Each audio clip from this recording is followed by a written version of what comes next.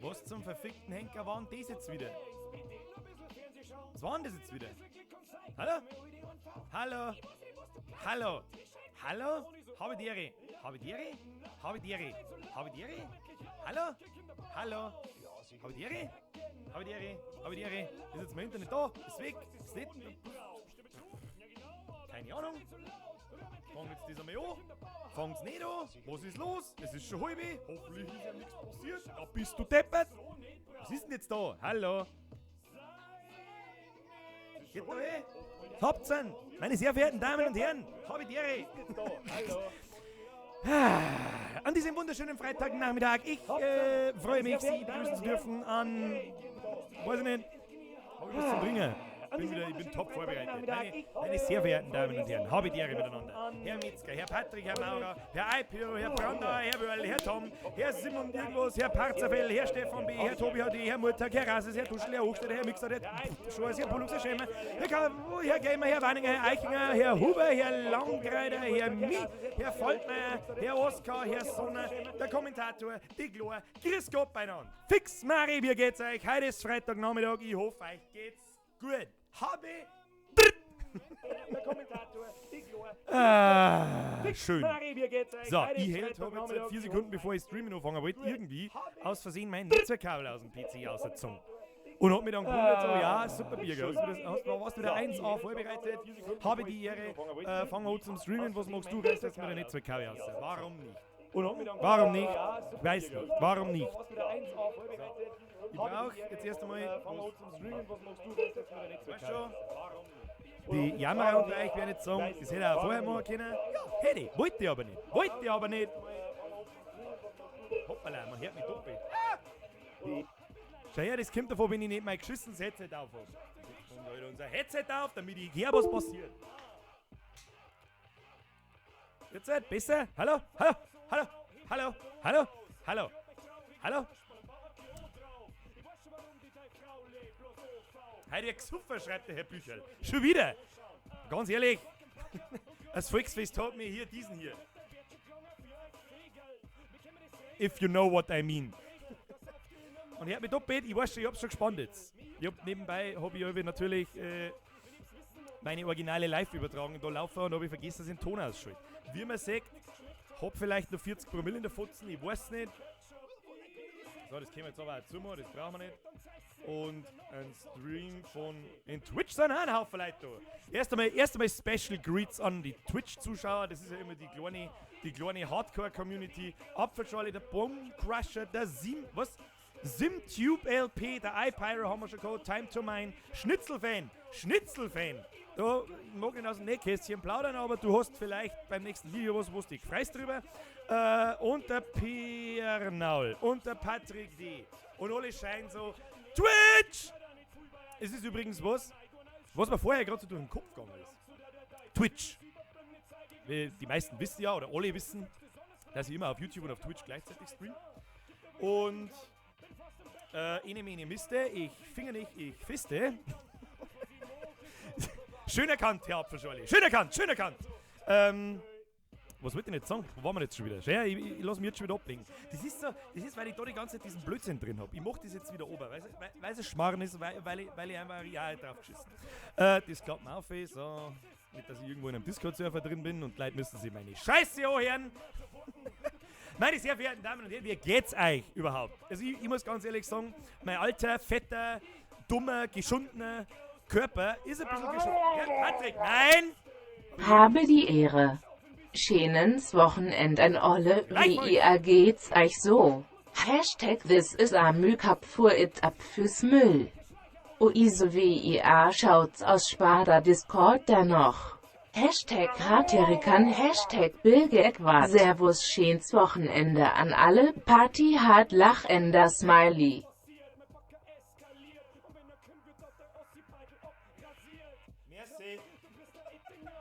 Meine sehr verehrten Damen und Herren, Mr. Max, Mr. Patrick, vergeht's gut. Schönes Wochenende euch. Schönes Wochenende an alle anderen erst einmal. Und merci für einen Euro und merci für einen Zwickel, wenn ich das richtig gesehen habe. Ich habe gut aufgepasst. Ich habe ausprobieren müssen. If I can do this. Okay. Ich kann's, passt. So. Schwitzen durch wieder wie eine Drecksau, aber ich kann da leider kein Tier nicht aufmachen, aber sonst kommen meine Nachbarn und sagen, Alter, was bist denn du für fertiger Vollidiot, schreist du umeinander, warum? Dann muss ich sagen, weil ich es kann.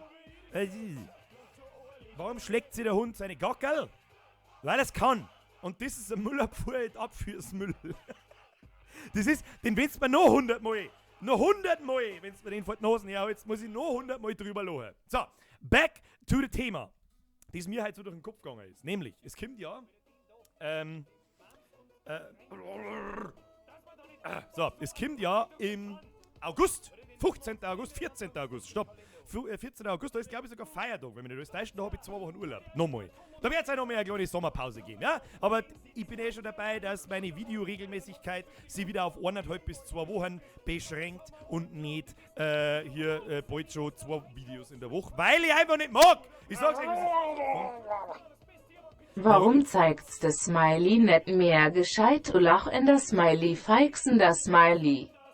Mr. Max, erst einmal vergeht's gerade und ja, das hast du richtig gesagt, ich weiß nicht warum. Schalten wir mal das Ding aus und ein, vielleicht frisst es dann. So, aus, Ei, gut, passt. Weiß ich nicht, sag ich dir ganz ehrlich, ich weiß nicht, warum das die Smileys nicht sagt. Ab und zu hat das... Can you do this?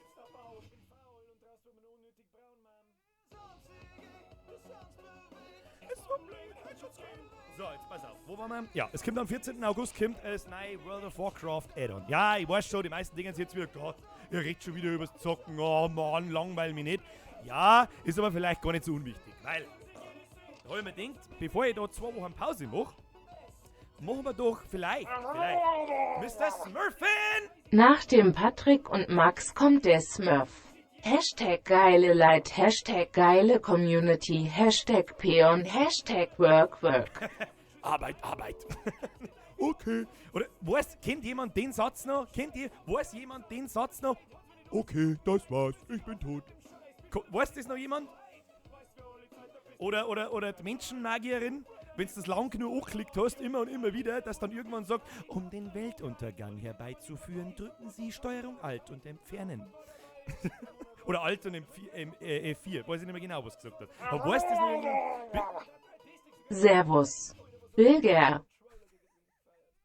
Warum steht jetzt da einfach Bierger? Ich sag nicht wer und ich sag nicht was und überhaupt, wer immer das war, vergeht's gut. Also irgendwas ist kaputt.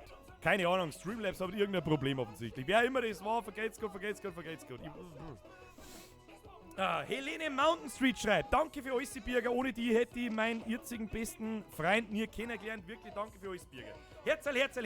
Helene, wenn ich dafür verantwortlich bin, dass du deinen jetzigen besten Freundin, was weiß ich, kennengelernt hast, dann sag ich, es war mir eine Ehre. Viel Spaß euch. Was alles möglich ist. Es eskaliert immer weiter. Erst einmal nochmal habe ich die Ehre an die nächsten 100 Leute, die es gerade einer geschwappt haben. Jetzt sind wir 300 schon wieder einmal. Ihr seid lauter geschubst, wenn du mich fragst. Keine Ahnung, habt ihr am Freitagnachmittag sonst nichts zu tun, außer mir zuschauen, wie ich da sitze und irgendwie in den Kasten einschmerz. Haben wir noch nichts zum tun sonst. Jetzt passen wir auf. Ich muss jetzt da mit Kamera verschirmen. So. Jetzt pass auf. So, wo war man? 14. August, WoW-Add-on, 2 Wochen Urlaub, kleine Sommerpause, die sie aber nicht zum Gespüren kriegen wird, weil die Videos sowieso nicht mehr alle 4 Tage kommen, sondern jetzt alle 10 Tage ungefähr. Ist aber das Allerwichtigste, ich werde mich schon keiner umbringen. Die Sommerpause im Juni, vor 2 Wochen, die hat mir gezeigt, scheißegal, ob ich mit 2 Wochen nicht da bin oder nicht, hat mir gedacht, passt, brauche ich mich nicht so umeinander stressen. So, der Cryfax schreibt, I said, whoever thought that paper your mom's a hoe. Was? I don't get it. Wo war man? So, jetzt passt's. Mr. Pie, was ist denn das? Change accepted. This is a Müllabfuhr-Abführmüll. This is a Müllabfuhr-Abführmüll. This is a Müllabfuhr-Abführmüll. Spaß. At Max it Smurf noch mehr und am Max und am Smurf Kim wieder. BFA wird mega bis bald in Ans auf der Pion Arbeit, schönes Wochenende. Bilge Equat. Irgendwie ist da heute ein Wurst da drin. Keine Ahnung. Mr. Patrick, erst einmal merci für den Euro. Mr. Neotier, merci für den Fünfer. Und, jetzt muss ich mir noch mit der Nachricht durchlesen, weil, also, Battle for Azeroth wird mega bis bald in Azeroth. Ja, das war der Peon, Arbeit, schönes Wochenende. Arbeit, work. Shit, Alter, wo waren wir jetzt? Ich bin aber unterbrochen. Vergeht's gut, Leute, erst einmal. Kruzifix, stop it. Jetzt, so. Das ist ein Meme-Bürger. Was ist los? Hast du das nicht? Was gibt's einen in YouTube? Das werde ich mir merken müssen. Ich finde, der Westweit schreibt, übrigens, da steht's, ich finde die neuen Spenden besser. Ja, ja! Top-Spenden. Also Spenden an sich, ja, natürlich top, aber das, was drin steht, also für alle, die das hören und nochmal was spenden wollen, jetzt mal kann ich Smiley sein, weil da nur Scheiße am Bildschirm steht. Er liest es ja eh nicht vor, ist ja eh wurscht. Der Bürger macht weiter so, ich trinke eine halbe für die mit. Schreibt der I.H. Sag ich, vergeht's gut, lass der schmecken, sauber die halbe Pfotzen, dann passt das. Stop it! So. Der Adrian schreibt, du bist echt der beste YouTuber, hast da 10 Milliarden Abos verdient, Schini Chris aus Straubing. Chris nach Straubing aus Landau. Straubing ist gar nicht so weit. Jetzt bin ich einmal wieder du. Der Doustor. Vergeht's gut für 2,17 €. Merci. Danke für euer Lob, ja. Wir haben mich jetzt genug gefeiert. Feiert man doch zum Unterschied, zur Abwechslung mal euch. Wir werden das. Wir werden das. Auf alle Fälle hat man ausdenkt. So, vielleicht haben wir jetzt mal ruhige Minuten. In den 2 Wochen, wo ich Urlaub habe, oder 2,5 Wochen habe ich, glaube ich, sogar Urlaub, vielleicht ein Stückchen, vielleicht nehmen wir schon ab dem Feiertag. Also es kommt, also müssen wir gemeinsam in den Kalender luren. Das ist ja schon, das ist das Allergeilste, das ist schon in 5 Wochen. Das Allergeilste. Ich warte ja schon so sehnsüchtig drauf, dass es endlich einmal was anderes zum Zocken gibt. Und dann kommt endlich fucking WoW, nicht einmal irgendwann im Oktober oder im Winter, sondern Zucker. Es kommt Mitte August, geiler Scheiß, und nämlich mitten im Sommerloch. Da stehe ich auf, da gibt's Standing Off. Herr Genzel! Ich bin AMOI wieder du, D. Dann sag ich WB und vergeht's gut. Jetzt soll ich mir gerade das Haus selber futzen. So, wo waren wir? Das ist der 14. Am 14. kommt's WoW Add-on. Am 15. ist ein Feiertag. Das heißt, ich werde mir ab da 2 Wochen Urlaub nehmen und, also noch 2 Jahre, am Freitag muss ich sowieso nicht arbeiten und dann haben wir hier 2,5 gepflegte Wochen, wenn sie sogar schon fast 3 sind. Ja, bist du deppert. Geiler Scheiß. Da freue ich mich drauf, das kann ich kein Mensch nicht sagen. So, und jetzt bin ich am Überlegen, ob wir da vielleicht einen Streaming-Marathon machen. Also wen das interessiert, da ich natürlich weiß, ja, mag nicht der hellste Leuchter im Kerzenständer sein, ja, aber ich weiß, dass, ich sage jetzt einmal, 70% von euch, der ganzen Community, nichts mit dem Zocken von mir sehen wollen. Völlig verständlich, mehr hätte ich auch nicht. Aber ja, der andere Teil schon. Und deswegen hat man gedacht, hey, für was streamen wir denn die ganze Zeit auf Twitch und auf YouTube? Und ja, wen das interessiert, das werde ich jetzt auch in den nächsten Streams immer wieder mal ein bisschen verzeihen wahrscheinlich, der kann gerne mal auf Twitch vorbeischauen. Ihr findet es wieder unter Birger zockt. Und der Link ist, glaube ich, auch irgendwo in der Beschreibung unten, da bin ich mir ziemlich sicher. Und ich glaube, ihr dürft es auch finden, wenn es einfach Birger gibt, glaube ich. Ich meine, das Logo schaut genauso aus wie auf YouTube etc. Und dann streamen wir World of Warcraft hier. Erster Tag, vielleicht wird das der erste 24-Stunden-Stream, wer weiß das schon. Das ist die Road to Level 120. Und ja, also keine Ahnung, ich kann mir vorstellen, dass durchaus bei euch habe Leute, jemand dabei ist, den das interessiert. Ja, es gibt aber auch haufenweise Leute, die das nicht interessiert. Und darum werde ich das nur auf Twitch streamen. Ja? Weil ich da, keine Ahnung, ich mag meinen Kanal nicht mit Gaming-Scheiß vollmüllen. Okay? Ja? Bis dann soweit ist sowieso wieder eine Frage, ob ich dann nicht doch wieder beide. Hauptsache der Mühli ist da und schreibt Josef Maria Erl, bitte einmal, lasst bitte einmal, jetzt meinem besten Kumpel, bitte einen Gefallen und lasst einmal einen Chat explodieren mit Josef Maria Erl. Vielleicht haben wir Glück und er schaut gerade zu. Das war super. Einmal bitte ein HB Josef Maria Erl in dieser Reihenfolge. Ganz wichtig. Erst einmal habe ich deren Mühli. Wo waren wir? Ja, pass auf. Also. Was ist denn eine Zucchini? Weiß ich nicht. Schau dir an. Schön, die Twitch-Community macht mit. Sonst wieder keiner. Josef Maria Erl. Hype. Wir werden diesen Namen noch etablieren, meine Damen und Herren. Den werden wir noch etablieren. So schaut es nämlich aus. Hast du Hells neben dir stehen? Nein? Meines Erachtens mein neues habe ich. Ich hoffe, der Seppi sagt es. Jule! Merci für den Euro. Juli hat doch letzte Woche auch schon gespinnt und hat auch kein Wort nicht reingeschrieben. Du kannst da einen Text reinschreiben, dann liest er dir das vor oder so. Das ist so, wenn du das natürlich nicht magst, dann nicht. Dann halt nicht. Gut, dann halt nicht. Habe ich dritt. Der Stefan HD Backfisch fragt, wann kommt eigentlich das neue Video? Das neue Video, Kim ist schon in der Mache, ja, also das Thema steht fest, es wird ein How-To, so viel kann ich sagen. Herr Mühlbauer! Hängt der Zipfel beim Scheißen an der Schüssel. Hast wahrscheinlich NEN zu langen Rüssel, habe dere Sepp. Ich lese nochmal vor, für die, die es nicht lesen haben können, weil Umlaute offensichtlich jetzt raus sind. Hängt der Zipfel beim Scheißen an der Schüssel, hast wahrscheinlich einen zu langen Rüssel. Das war die weiseste Erkenntnis an diesem heutigen Freitagnachmittag. Vergeht's gut für dein Fünfer, Flo. Merci, ernsthaft. So. Jetzt pass auf. Also ein 24-Stunden-Stream wird es ja sowieso nicht. Ich sag's dir, wie es ist. Ich bin ein zu alter, dicker Lappen, dass ich noch 24 Stunden durchzocken kann. Ohne, weiß ich nicht, eine Handvoll Koks oder was weiß ich. Und dann werden wir mir aber, glaube ich, die Road to 120 machen, weil mit einem Kumpel habe ich es schon ausgemacht, dass wir mir nicht schlafen werden. Wahrscheinlich, das sagen wir oft, aber dann schlafen wir trotzdem, weil wir halt all die Lappen sind. Und dann, ja. Schreibt eine Irgendwos von Anna Leberkas, Semmel und Hotdank-Organe. Auf JEZ kauft er un. Ich hab's doch schon gegessen.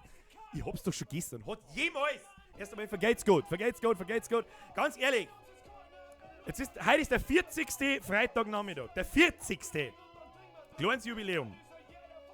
Hat denn jemals der Streamtitel und das Thumbnail, also das Vorschaubild, irgendwas nur das Geringste damit zum Tor hat, was man mir im Stream schmerzt?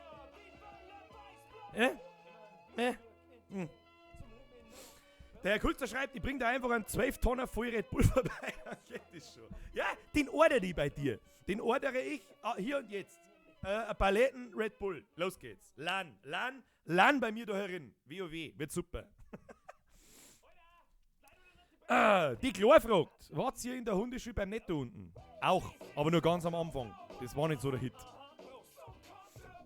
Jetzt pass auf. Wo waren wir gerade? Auf alle Fälle, für alle, die das interessiert, ja,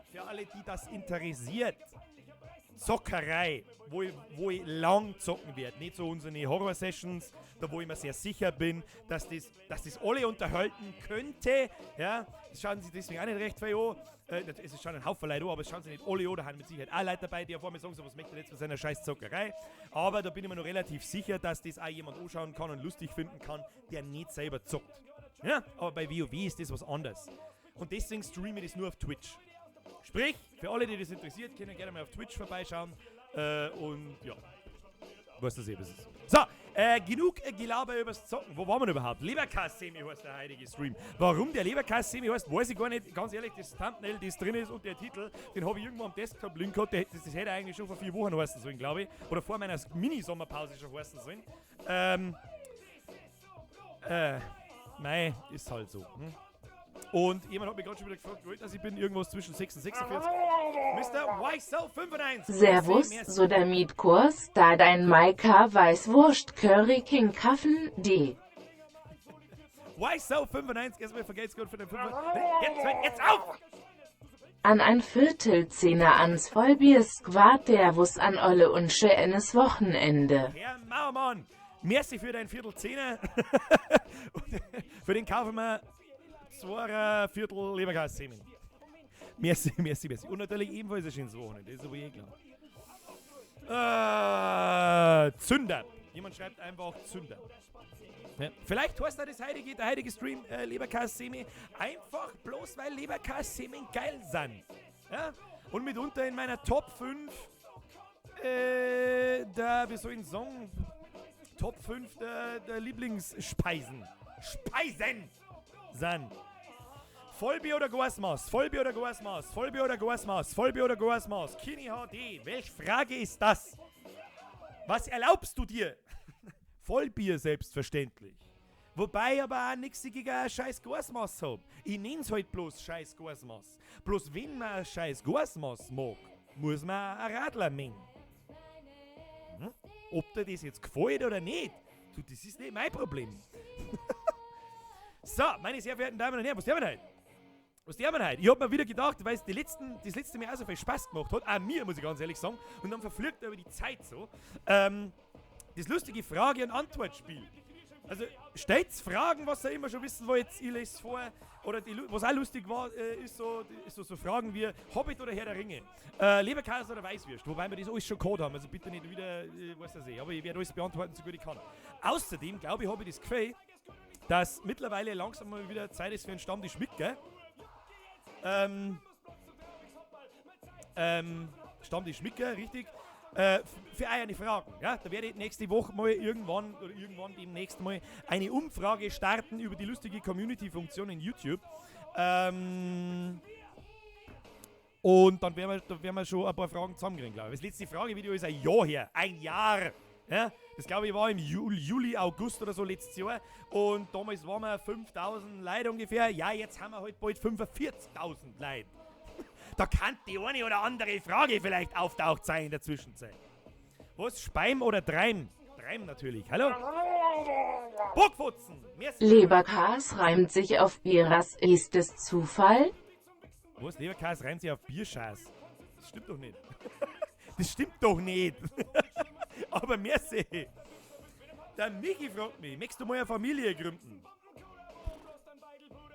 Also momentan überhaupt nicht und so, wenn ich mal die nächsten 5 Jahre so plane, kann ich das natürlich nicht sagen, aber die nächsten 3 Jahre, 2,5, 3 Jahre, nö.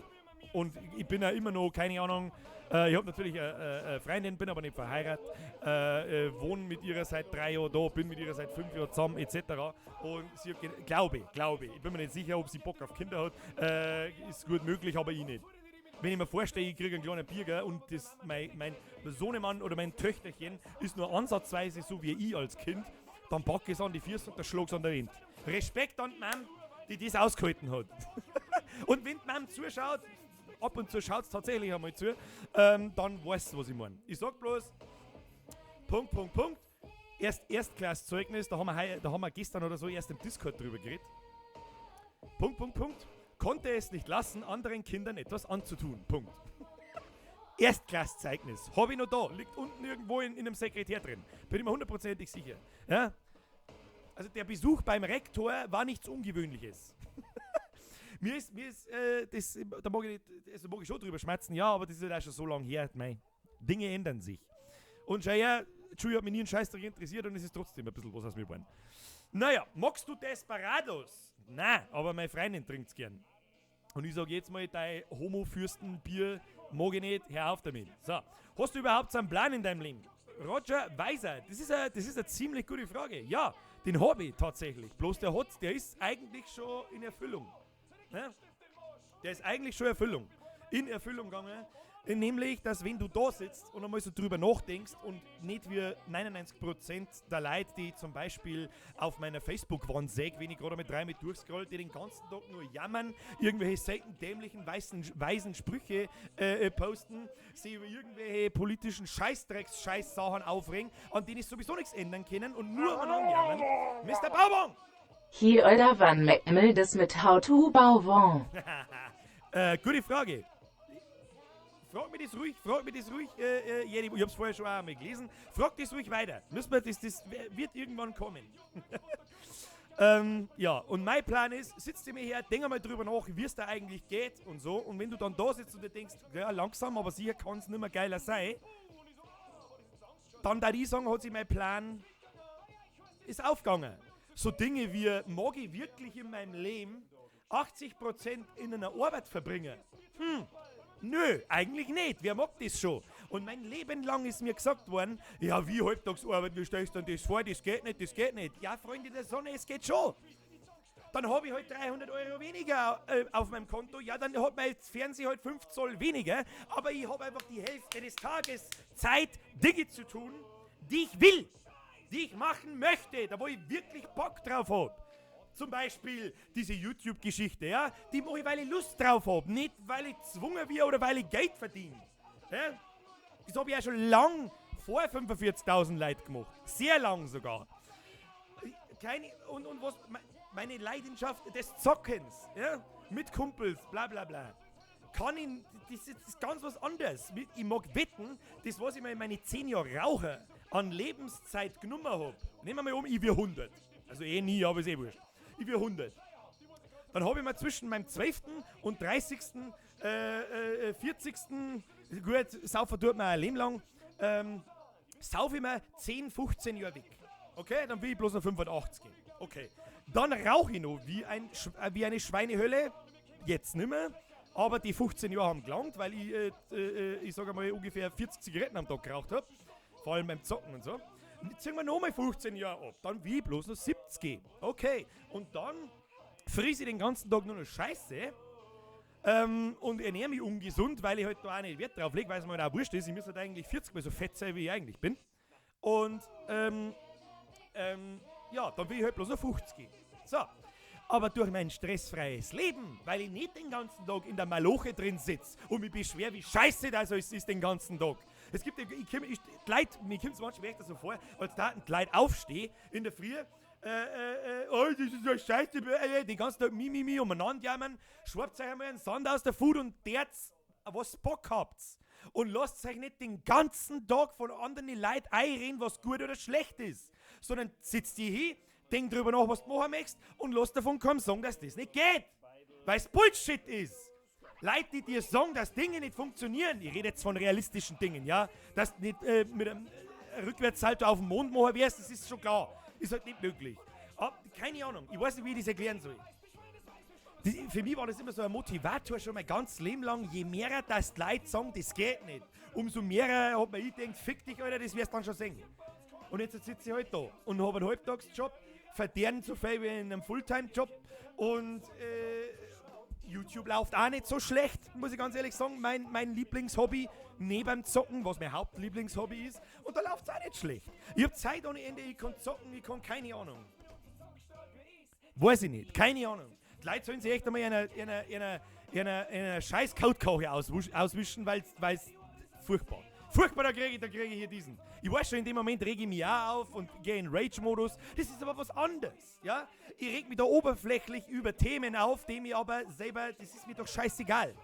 Das ist mir im Grunde scheißegal und das hat sehr, sehr, sehr lang gedauert, bis jemand, keine Ahnung, bis dir das bewusst wird. Möchtest du wirklich, wenn du 80 bist, ja? Gehen wir mal im Schnitt aus, jeder von uns wird so 70, 80, ist egal. Ob du körperlich fit bist oder nicht, spielt sehr wohl, jetzt hätte ich fast einen Scheiß gesagt, spielt sehr wohl eine verfickte Rolle. Ja? Möchtest du mit 80 gehen, ja? Hast du eine körperliche Arbeit, okay. Hast du auch schon mal was falsch gemacht? Nicht falsch, verstehe ich jetzt, ich bin noch nicht fertig. Aber du wirst diese Scheiße, ja? Und es gibt fast keine schöne Arbeiten auf diesem Planeten, ja? Wird dir mal bewusst drüber, wie lange deine Schulzeit dauert hat. So um die 10 Jahre. Hat sie auch gefühlt, als war es eine Ewigkeit. Und als darf das niemals ein Ende nehmen. So, und jetzt denk mal drüber nach, wenn du aus der Schule rauskommst, worüber sich die meisten übrigens freuen. Und ich schon in der Schule da gesessen bin, werde ich nie vergessen. Ich, der Seppe und der Hansi. Ich kennt sie ja nicht, das ist schon klar, aber der Seppe ist zum Beispiel der Josef Maria Erl, den wir vorher da gepriesen haben. Ja? Wir haben damals schon gesagt, Alter, fick dich, ich mag nicht arbeiten, weil jetzt sitze ich nicht mehr bis um 1 irgendwo fest, sondern bis um 6 Uhr auf die Nacht. Und da bin ich da gesessen und denke, ja, ich will das nicht. Ich will das nicht. Weil es immer nur ums abgefuckte Scheißgeld geht. Herr Eichinger. WIA jede Woche, wo es das EWOS so jede Song. Ja, Eichinger, weißt du das wie soll ich das sagen? Merci. Und keine Ahnung, also Grundregel Nummer 1, lass dir mal auf der Zunge zergehen, dass wenn du aus der Schule rauskommst und sie deine 10-jährige Schulzeit sie angefühlt hat wie eine Ewigkeit, dann lass dir mal ganz bewusst, sitz dir in Ruhe hier und denk einmal drüber nach, dass das, was du jetzt als Ausbildung beginnen wirst, du die nächsten 50 Jahre machen wirst. 50 Jahre lang!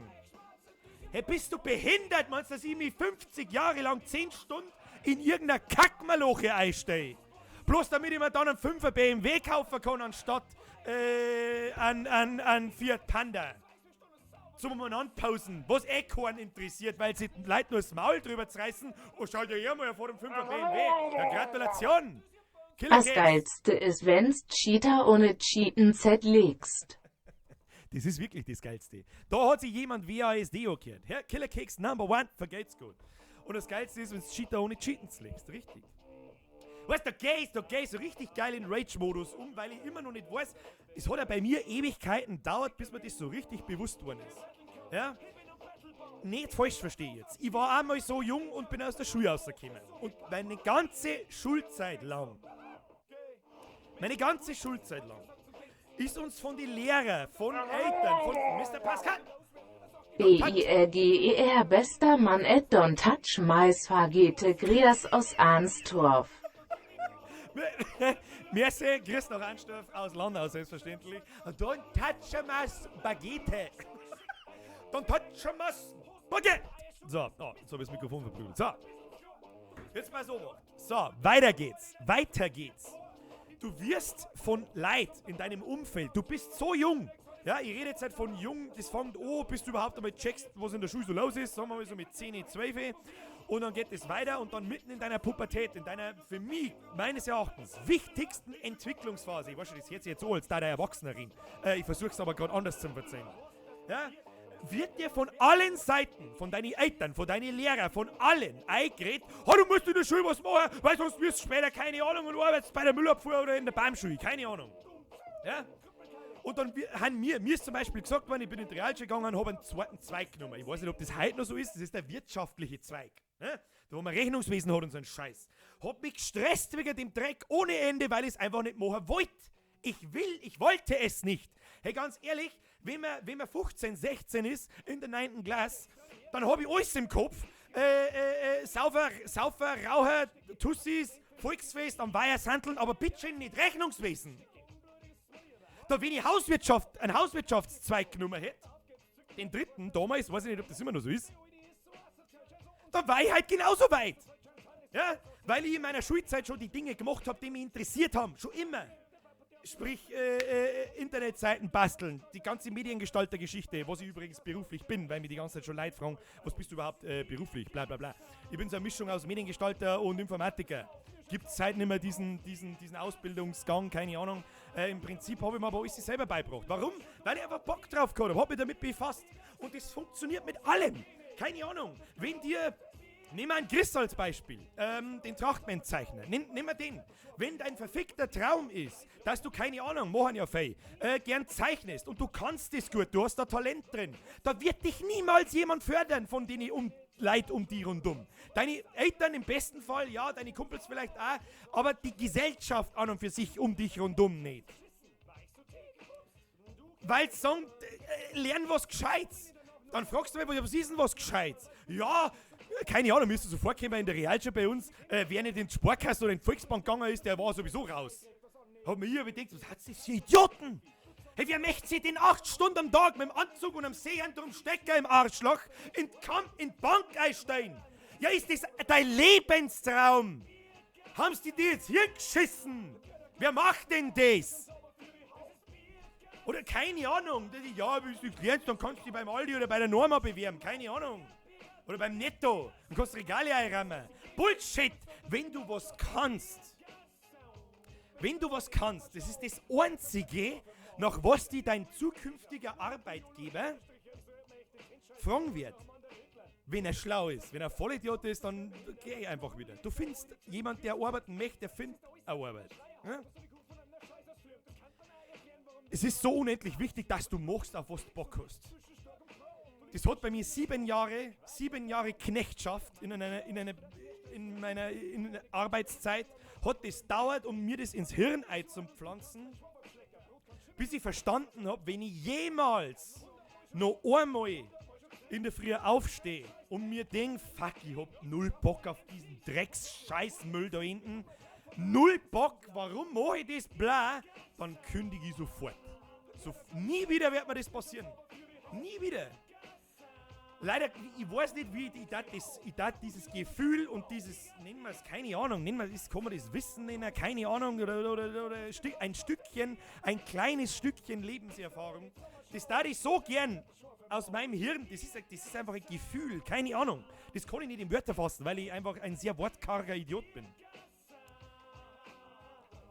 Ja, ich weiß nicht, wie ich das erklären soll.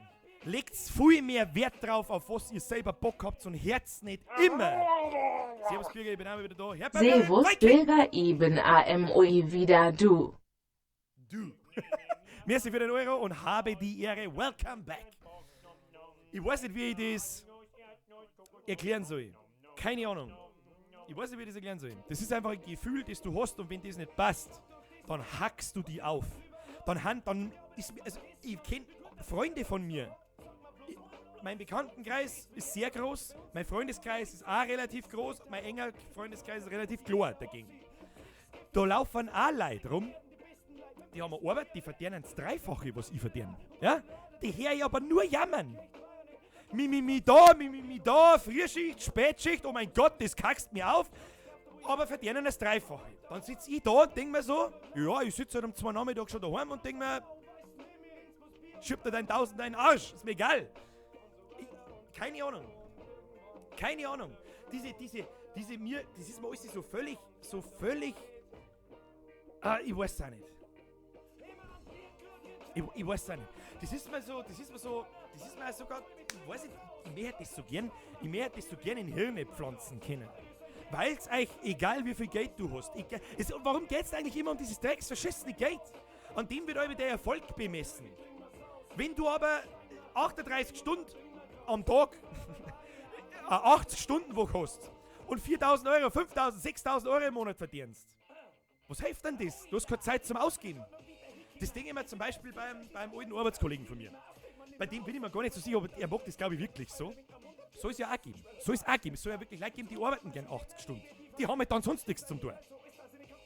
Hilft halt dann nicht, okay? Der arbeitet tatsächlich 80 Stunden die Woche. Mein alter Arbeitskollege, der ist zum selben Zeitpunkt von diesen 7 Jahren Knechtschaft weggegangen wie ich und macht das jetzt seit 6 Jahren ungefähr. Verdient sehr gutes Geld. Völlig zu Recht, weil der Mann nichts tut, außer zu arbeiten. Nichts anderes macht er. Ja? Jetzt hat er einen fetten Audi. Ich weiß nicht mehr, was er gekostet hat. Der schlug mich 70.000, 80.000, 90.000, keine Ahnung, ist er völlig Banane. Und ich frage mich dann immer so, wenn jetzt ich er war, von heute war natürlich da die geil finden, einen 80.000 Euro Audi zum haben und eine fette Bude und was weiß ich, was alles. Ja, aber ich dachte überhaupt nicht geil, was ist mir wichtiger? Die Drecksscheiße, dass er seine 1,5 Kilometer mit einem 80.000 Euro Auto in die Arbeit fährt?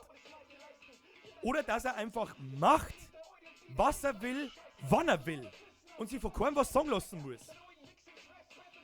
Also, ich weiß nicht, wie das, ich sage immer, wenn mich da jemand fragt, so, ja, was arbeitest du? Ja, ich bin Mediengestalter, bla. Ja, die Leute wissen mittlerweile, dass ich bei uns im Intersport, in Landau, im Intersporthaus arbeite. Heißt Intersport Strohhammer. Da arbeite ich aber nicht als Verkäufer, ja, das ist schon, was macht der Mediengestalter als Verkäufer? Ja, was soll das? Zuerst bis zum Februar habe ich nebenbei, mehr oder weniger nebenbei, noch einen Skate-Shop gehabt, direkt daneben. Der war angeknüpft an dieses Intersporthaus. Den haben wir zugesperrt. Die Leute haben natürlich wieder so drum Fresse, aber keine Ahnung. Ja, das habe ich ja gleich gewusst, dass das nie gelaufen ist. Ja, warum hat es uns dann 6 Jahre gegeben? Ich weiß es nicht. Wir haben es zugesperrt, weil darum bin ich Mediengestalter und Informatiker, mache nebenbei noch einen Online-Shop für diese Bergsportgeschichten und so weiter und so fort. Und die laufen halt nun mal 100-mal so gut wie ein Skate-Shop in fucking Landau. Deswegen gehe ich her, sperre das Scheißgeschäft zu und mache halt nur noch, auf was ich Bock habe. Ja. Ich weiß nicht, wie ich das erklären soll. Es ist so wichtig, dass ihr jetzt auf was Bock habt. Und nur bei Dingen, auf das ihr Bock habt, nur mit diesen Dingen, seid ihr erfolgreich. Ja? Was helfen da deine verfickten 5.000 Euro im Monat, wenn du sprichwörtlich mit 40 einen Schlaganfall, einen Herzinfarkt oder sonst was kriegst, die haut's einfach um, von heute auf morgen. Die meisten checken das erst, wenn es einem passiert. Einer nahe liegenden Person oder vielleicht einem sogar selber, der einen Herzinfarkt hat, überlebt oder irgend so, was halt passiert. Ein schwerer Autounfall, kann alles passieren, von heute auf morgen, von jetzt auf gleich. Dann interessiert keine alte Sau, was für ein scheiß Drecks-BMW du fährst, wie fett deine drecksverfickte Bude ist und so weiter und so weiter. Das interessiert keine Sau. Keine alte Sau. Am Schluss treffen wir uns nämlich alle da hinten am Friedhof Und das alles, was uns dann unterscheidet, ist, dass dein abgefuckter Grabsturz zweimal so groß ist wie meiner. Da sage ich Gratulation. Gratulation. Was? Das ist ein Thema, das triggert mich sehr. Das ist wirklich ein Thema, das triggert mich sehr, weil ich auch darüber nachdenke und mir immer doch langsam, aber sicher immer bewusster wird. Im Volksfest war es ziemlich krass. Das war so ein richtiger Augenöffner. Hey, wie viele Leute ihr kennt haben. ich hab überhaupt nicht mehr, ich war da ein bisschen rauschig, keine Ahnung. Wie viele iPhones ich angemalt habe und unterschrieben habe. Wie viele Autogramme ich gegeben habe. Wie viele Fotos das ich gemacht habe. Völliger Irrsinn. Völliger Irrsinn. Wird mir auch irgendwann einmal so ein bisschen bewusst, wie viel... Ja, da. Deswegen bin ich in Brasilien einfach, weil's taugt. Das wollte ich hören. Alles richtig gemacht. Alles richtig gemacht. Deswegen bin ich... Das ist ein wunderschöner Satz. Der passt wie die Faust aufs Auge für das, auf was ich hinaus möchte. Darum bin ich in Brasilien, einfach weil es taugt. Aus!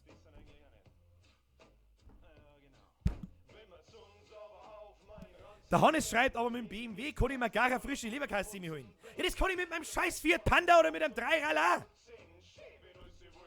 Außerdem, wenn du einen 6er BMW hast, nimm mal einen 6er BMW, was weiß ich, was ein scheiß 6er BMW kostet, legst du hier 100.000 Euro auf den Tisch für irgendeine Scheißkarre, muss ja kein 6er sein, was weiß ich, was ein 6er kostet, sowas interessiert mich schon gar nicht.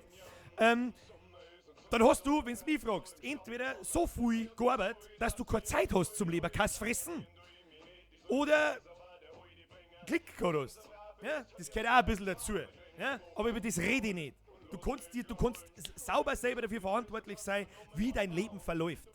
Und Leute, die dir einreden, dass das nicht geht oder das nicht geht oder das nicht geht oder dieser Schwachsinn ist oder wie stellst du dann das vor und bla und jeden Scheißdreck, den du machen möchtest, was für dich kein Scheißdreck ist, von anderen Leuten klargeredet wird. Weg mit denen Leuten. Und wenn es deine besten Freunde sind, dann musst du sagen, halt dein Fotzen, du Mongo, jetzt erst recht. Das ist das Allerwichtigste. Das Allerwichtigste, niemals aufhören mit dem, was du wirklich gern tust. Niemals. Egal, was passiert. So. Und ich wollte jetzt gerade dazu sagen, der Herr Kulzer hat recht. Es ist mir auch scheißegal, wenn du eine 100.000 Euro Karre fährst, weil es sowieso nicht gekauft ist, sondern finanziert oder geleast. Naja. Ich darf euch diesen Gedanken so gerne ins Hirn einpflanzen.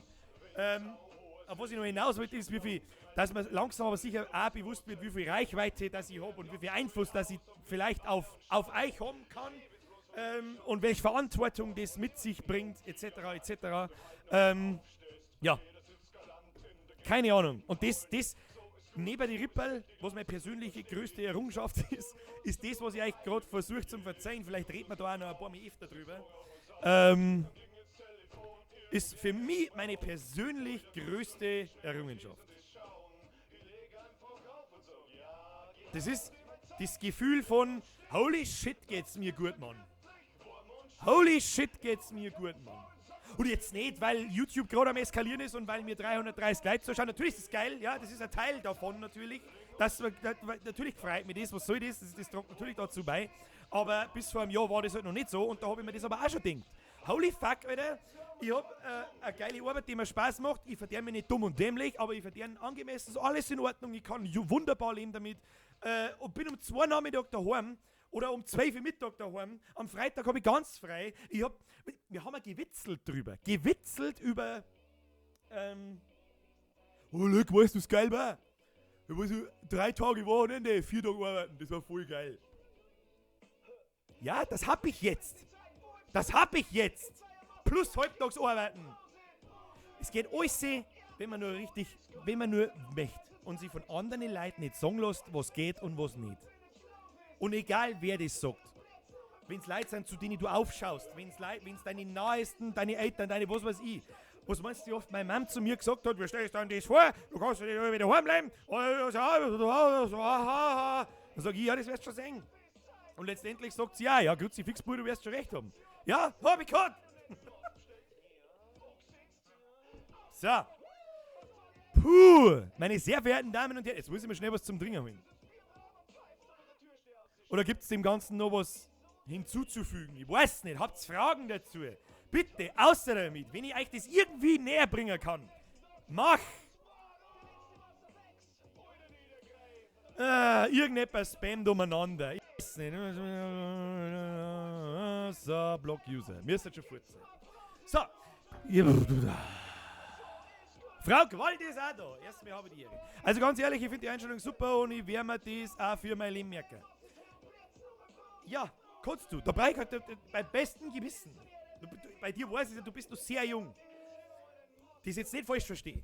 Wenn ich das auf mich projiziere, wie ich 14 war, ich sag das ja ganz ehrlich, oder 15, ist scheißegal, 14, 15, 16. Du bist mit 12 genauso dumm wie mit 16. Ja? Herr Kulzer! Stinkt mal richtig, dass es nicht auf Landau ins Volksfest geschafft hab. Ich glaub, ich hätte an Augustiner LKW spendiert. Herr Kulzer, das braucht's nicht. Also das Vorbei käme schon, natürlich. Ja, das Volksfest am Wochenende war schon krass. Also am Samstag war echt, also ich glaube, ich habe echt, wie lange war ich da? Von 5 bis halb 2, glaube ich, in der Früh. Und 2 Stunden allein, glaube ich, habe ich allein mit Fotos, Autogramm da, Autogramm hier, Pimmel, ich weiß nur, dass ich Penisse auf Handys gemalt habe. Weil ich habe gefragt, ich habe dürfen, habe ich es gemacht. Kenne ich nichts. Also keine Ahnung. Keine Ahnung. Ich schwitze wie eine Sau jetzt. Darum werden wir jetzt da mal kurz ein Unterhaltungsvideo einbauen. Das ist quasi wie Werbung. Ich weiß nicht, was wir einbauen, was bauen wir ein. Weißt du, was wir schon lange nicht mehr gesehen haben? Das Veggie-Schnitzel. Meine sehr verehrten Damen und Herren. Hoppla. Warum?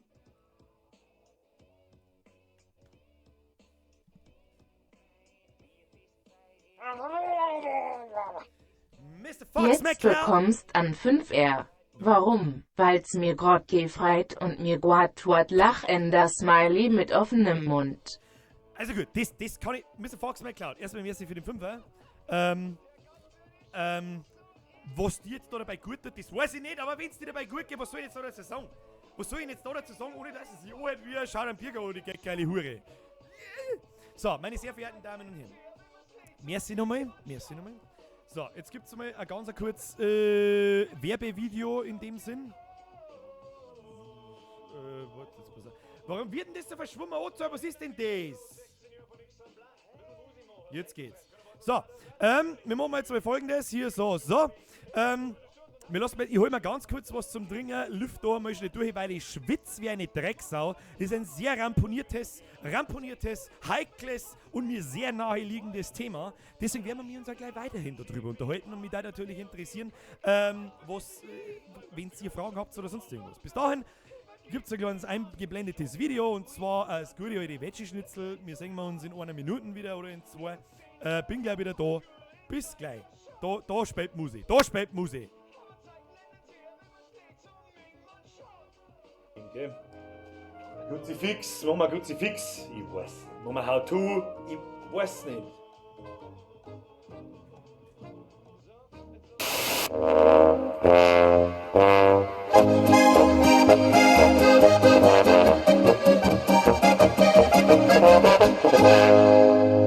Herzlich willkommen zu Biergers Kochstudio. Heute bratzelt bei uns was ganz Besonderes. Veggie-Schnitzel. Bevor wir anfangen, ziehen wir uns erst einmal einen Kartoffelsack an, damit das hippie Gesamtbild passt. Unser Schnitzel bratzelt man natürlich nicht in der von chinesischen kleinen Kinderhänden geschmiedeten Gusseisenpfanne. Wo bitte kann man da hin? Und deswegen reißt man unser mindestens 14 Mal recycelte, eine aus biologisch zertifiziertem Anbau stammende, laktosefreie Seiten aus der Zeitung aus. Hey, schau hin, Bayern, das musst du. Ach, dieser abwechslungsreiche Sport. Damit wir unsere auserlesenen Zutaten jetzt auch irgendwo einwerfen können, folgen wir uns freilich erst einmal ein Schifferl aus der Zeitung. Hashtag Origami-Endboss. In unser Schnitzelschifferl hauen wir ein Stück Baguette ein. Als nächstes brauchen wir natürlich köstlichen Farbstoff. Und freilich Muskatnuss. Ganz wichtig ist, dass wir unser Schifferl-Gaude jetzt in einem Wandel platzieren. Und ja, Das muss pink sein. Weil es ja allseits bekannt ist, dass es wilde Veggie-Schnitzel am Baum umwächst, selbstverständlich gehört der Gussen. Keine frisst mir den Scheißdreck natürlich auch nicht. Und darum schreien wir so lange an, bis was ist.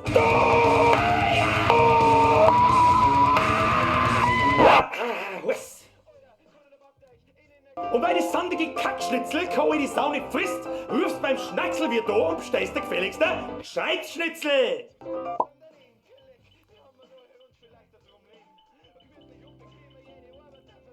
So, da bin ich wieder da. Meine sehr verehrten Damen und Herren, meine sehr verehrten Damen und Herren. Ja. Muss ich noch mit trinken? Aufregendes Thema. Sehr aufregendes Thema. Ich weiß nicht, ob junge Leute sowas hören wollen. Keine Ahnung. Ich war damals noch nicht so weit gewesen. Ich sag das, es ist, ich war damals noch nicht so weit gewesen. Dass wenn mir, ich hab doch auch nicht auf erwachsene Leute gehört. Ja? Mit 15 habe ich alles zum Tor. Da habe ich alles zum Tor, bloß nicht auf erwachsene Leute hören. Immer, da war die oberste Regel, immer alles anders machen, wie die sagen. Immer. So, jetzt schauen wir uns einmal ein paar Fragen von euch an. Hä? So. Wann hast du deinen letzten Rausch geholt? Vor 2 Tagen. Niki Lauten, so geil. Das Kochstudio. Freut mich.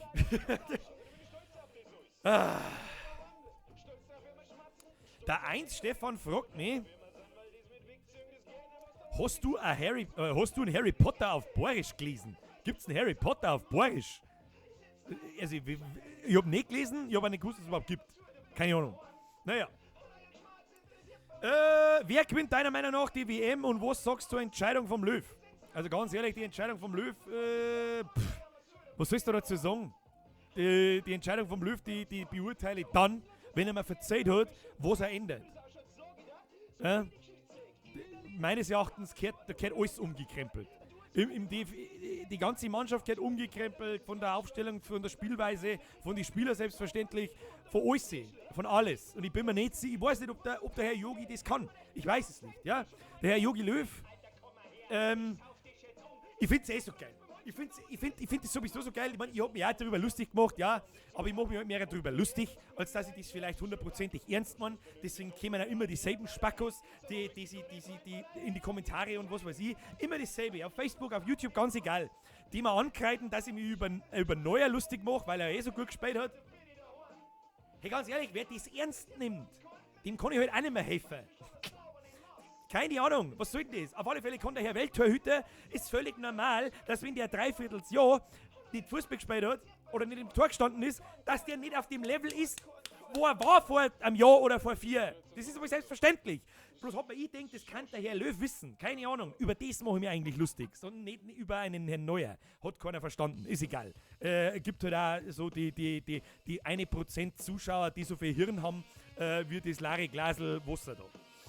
So, das nächste ist, ich finde das so geil, dass alle über den Özil herziehen. Wie die Sau. Wie die Sau. Ziehen alle über den Özil her. Mach ja ich auch, weil er halt so viel Angriffsfläche bietet, dass ich nicht auskomme, dass ich mich darüber lustig mache. Ja? Und ich mache mich weniger darüber lustig, dass er irgendwie, keine Ahnung, mit irgendeinem Türkenpräsidenten Fotos macht oder sonst irgendeinen Scheiß, sondern dass der halt schon immer irgendwie mit seinen blauen ausschaut, als sei er den ganzen Tag kiffen. Tut er höchstwahrscheinlich nicht, sonst war er kein Profifußballer bei Real Madrid oder Arsenal. Ja? Lustig finde ich aber, vor 4 Jahren hat ihm keiner angekreidet, dass er nicht in der Hymne mitgesungen hat. Da hat es keinen interessiert, wenn man Weltmeister wird. Und jetzt Spiel gewinnt. Und Spiele teilweise Sim 1 gewinnt. Und die gelb-blauen Affen mit Sim 1, weil sie damals vergessen haben, wie es Fußballspielen geht, mit Sim 1 zerstört. Zerstört! Also aus dem Leben schießt. Da hat es keinen interessiert, dass der Herr Özil eine Hymne singt. Nicht singt. Hat keinen interessiert. Jetzt auf einmal schon. Als hätte es irgendwas damit zum Tor. Also das ist so ein Bullshit, so ein dämlicher. Ganz ehrlich, jeder, der was anderes schmeißt, das will bloß ein Futzen halten. Kann Ball nicht stoppen können, aber die Futzen so weit ausreißen. Das ist das Allergeilste. Selber noch keinem Fußballverein nicht gespielt. Das ist immer dasselbe. Ich hab da immer so ein Beitel von mir, wenn ich sie in die Kommentare irgendwo lese. keine Ahnung, da wo dann die 120 Kilo Affen daheim sitzen, die noch nie, die immer ihr Leben lang als Letzter gewählt worden sind und dann im Tor stehen und aber dann so eine große Fresse haben, wenn es darüber geht, wenn es irgendwas ums Fußballspielen geht. Ich interessiere mich nicht für Fußball, ja, aber ich interessiere mich für die Großveranstaltungen wie die Europameisterschaft, Champions League und Weltmeisterschaft, ja. So interessiere ich mich allerhöchstens für den TSV, für den interessiere ich mich, ja. Aber auch nicht so, wie das eigentlich sein soll. Ich kann mit den typischen Interessenthemen nichts anfangen. Siehe Fußball, Autos, was weiß ich, was es für ein pseudomaner Bullshit das gibt. Kann ich nichts anfangen damit. Aber ich habe lang genug Fußball gespielt und lang genug Fußball geschaut und mich mit Fußball befasst, dass ich vielleicht einigermaßen mir überlegen kann, was sollte man da anders machen? Wie war's mit alles? Der Mann, Löw, ist Weltmeistertrainer. Ja? Wer jetzt die Hutzpe besitzt, dass er einen Löw anmault, was er alles schlecht macht oder nicht, der muss einfach nur mal kurz nachdenken, der Mann ist Weltmeistertrainer. Was bist denn du? Der Homofürst aus Timbuktu, den keine Sau interessiert, was du redst. Ganz einfach. Der Mann ist Weltmeistertrainer, sein Leben lang. Meines Erachtens hätte er damals schon aufhören sollen. So hätte ich gemacht, weil weiter geht nicht mehr. Natürlich ist die Möglichkeit, wir sollen sagen, so wie es Real mit der Champions League gemacht hat, nämlich schnell mit 3-mal hintereinander gewinnen. Was lese ich da? Was bringt der 6er BMW, wenn man dann keine Zeit hat, die Weiber dann zum Fegeln? Ja, stimmt auch.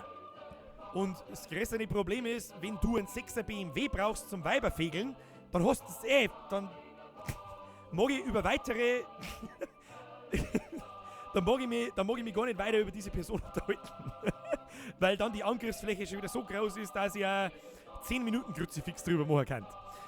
Also keine Ahnung, wenn es nach mir geht. Löw hat alles richtig gemacht, bis auf, dass er nicht nach 2014 aufgehört hat. Weil weiter kannst du nicht kommen. 2-mal hintereinander.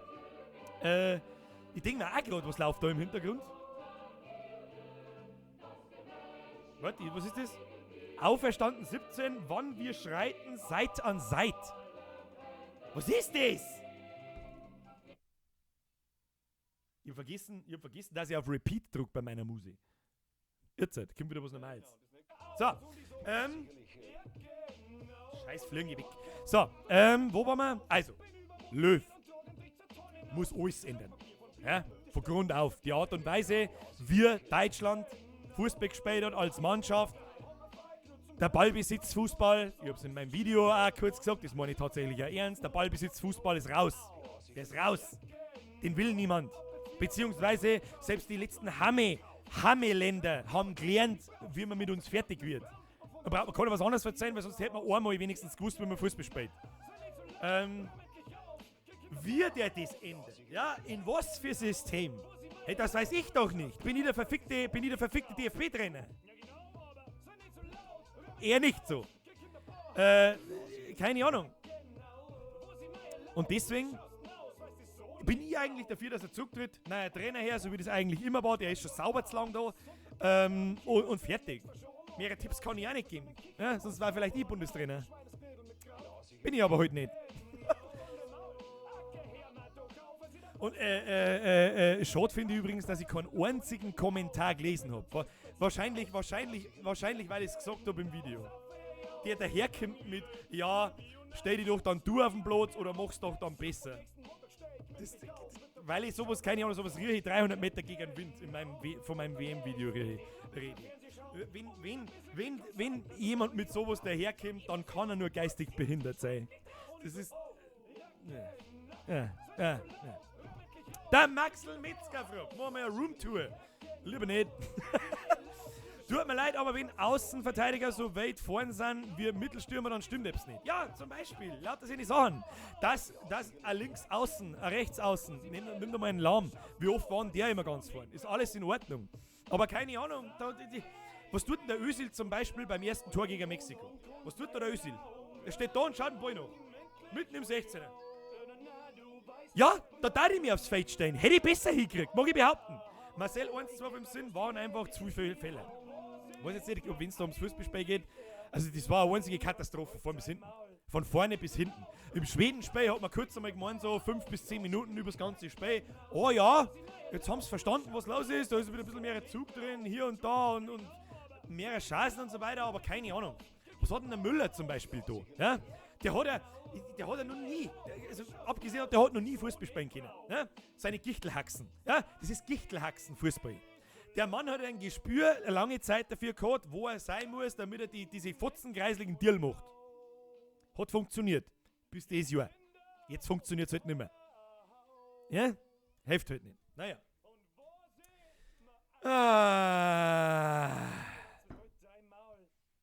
Was? Der Alpha fragt, hat jemand Erfahrung damit, ein Klavier zu transportieren? Helft's einmal im Alpha, wie man ein Klavier transportiert, die wisst es nämlich auch nicht. Mit der Schubraupen. Keine Ahnung.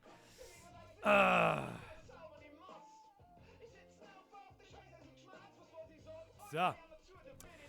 Lahm war wenigstens wieder hinten, wenn es brennt hat. Ja, das stimmt. Das stimmt. Ja, das stimmt. Der Boateng ist auch, dem hast du doch auch richtig zuschauen können. Jetzt Jahr wird der schlechter. Ja, braucht man doch keiner was anderes erzählen, dass der Boateng niemand von denen, außer der Groß vielleicht noch, ja? Und dem kann es scheißegal sein. Der ist Weltmeister, dreifacher Champions-League-Sieger. Dem ist doch das alles scheißegal. Wart's doch mir auch. Das war doch mir auch scheißegal. Und was soll der denn, wenn nein Krucker neben ihm anlaufen? Da reißt der Groß auch nicht raus. Mit Abstand der beste Mann am Platz bei uns gewinnen. Also mit dermaßen im Abstand. Und nicht wegen dem einen Freistoßtor, das er in den letzten 4 Sekunden geschossen hat, sondern weil er halt einfach, wie hat es geheißen, wo Südkorea in 5 Minuten die ganze Mannschaft 4 Ballkontakte hat der Groß allein schon 12. Ja, ärgerlicherweise später halt dann den einen Fehlpass. Dass aber die anderen 1000 Pässe, wo vielleicht sogar noch 100 zu einem Tor geführt haben, die erwähnt keiner. Die haben selbstverständlich. Das ist, keine Ahnung. Boateng. Dieser, keine Ahnung, der irgendwo in der Wegschicht umeinander grätscht. Was anderes hat er nicht da. Und dann aus Frust Leid umhaut. In der Nationalmannschaft, in der Mannschaft. Wir hatten denen eigentlich den Titel gegeben. Den haben sie ja selber gegeben wieder, oder? Also so eine, das ist also keine Ahnung. Keine Ahnung. Fußball ist zu Ende jetzt. Also in 4 Jahren möchte ich ja komplett andere Mannschaft sehen, ansonsten interessiert es mich halt wieder nicht. Dann machen wir halt wieder ein Kruzifix.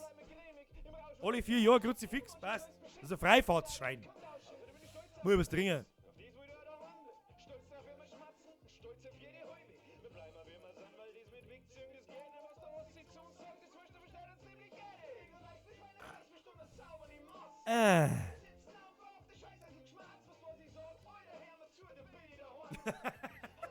Der Raffi 1234 schreibt schön: Boateng, weniger Swag, mehr Innenverteidigung. Ja, das ist und dieser Drecksfluch, Weltmeisterfluch, der ist auch jedes Mal dasselbe. Die Mannschaft wird Weltmeister. Dann haben an diese Mannschaft Erwartungen gesetzt, an der es nur kaputt gehen kann.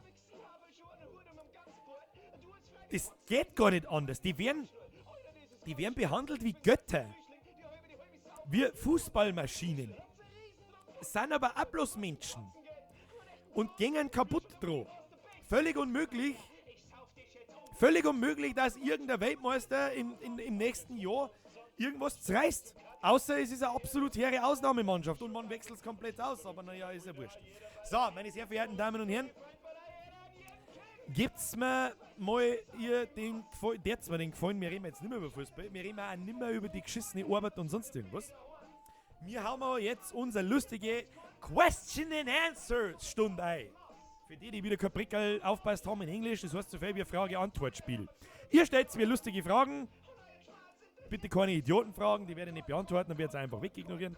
Das war eigentlich ganz lustig letzte Woche, so von wegen, was machst du lieber? Der Hobbit oder Herr der Ringe? Weißwurst oder Leberkäse? Oder keine Ahnung, auf was ihr da alles kennt. Das ist ein Wahnsinn, wenn ich auf das nie kommen darf, dann brauche ich eine Frage. Haut es raus. Oder normale Fragen, ist ja wurscht. Für was bin ich denn da? Ist ja live. Da kann man mal fragen. Roger Weiser, kiffen, ja oder nein? Also ich kiff nicht. Ganz extrem selten, kann man sagen. Ja, das ist mir doch scheißegal. Das bin einmal im Jahr passiert. Dann habe ich 40 Promille in der Fotzen und weiß am nächsten Tag nicht mehr, dass ich es da habe. Also eher nein.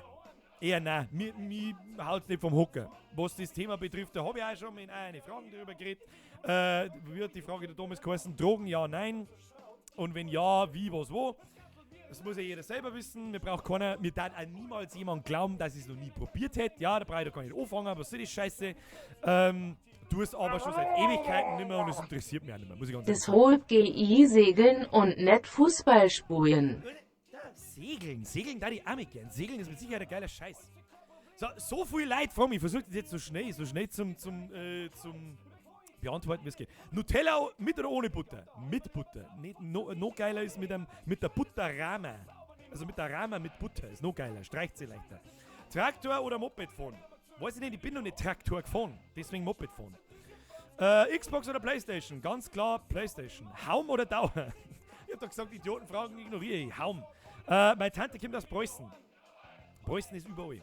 Seehofer oder Merkel? Ihr politischen Scheißdreck beantworte ich nicht. Mach ich nichts damit zu tun. Preis oder Nasenbohrer? Nasenbohrer. Kuh oder Sau? Kuh. Rind. Ganz wichtig. Wo kommst du her, wenn ich fragen darf? Aus Landau. Ich kiff auch nicht. Honda oder Toyota? Pest oder Cholera? Keine Ahnung. Wie jung ich bin? 6. Habe ich ihre... Wann kommt wieder ein Kruzifix? Das ist doch das alte erst einmal eine Woche alt. Schauen wir mal, dann sehen wir es schon. Servus Birger, bist du Metalhead? Also, nein, nicht mehr. Metalhead, so mag ich mich nicht mehr bezeichnen. Ich hab zwar, ich weiß nicht, ob ihr das seht, ich hab zwar ein Tool-T-Shirt da. Die meisten werden sich jetzt wahrscheinlich fragen, bist du Fan von Werkzeug? Dann sage ich, nein, du bist behindert. Es ist eine Band, eine meiner Lieblingsbands. Niemand produziert anspruchsvollere Musik als Tool. Leute, die Tool kennen, wissen das. Leute, die Tool nicht kennen und das jetzt anhören, fragen sich, ob ich nicht ganz sauber bin. Leute, die sich das jetzt fragen, ob ich nicht ganz sauber bin, aber weiterhin so lange anhören, bis sie es verstanden haben, sagen, Birger, du bist ein verficktes Genie. Burger King oder McDonald's, haben wir schon gehört. Ich war gestern beim Burger King und ich war vorgestern beim Burger King. Bei uns hat der neue Burger King im Basing nämlich aufgemacht. Bombengeil. Ring oder Schneien? Ganz klar Schneien. Bayern oder 60er? 60er. Ob du behindert bist, habe ich dich gefragt. Ja! Was hast du gemeint? Meinst du, dass ich wie zur Gaudi her sitze, oder was? Ich komme aus Einstorf. Einstorf ist nicht weit weg. Wo ist der Leberkäse? Den habe ich schon gefressen, da war sie noch gar nicht da. Birger, wie schaut's aus? Mit Annex kommt da noch was Neues.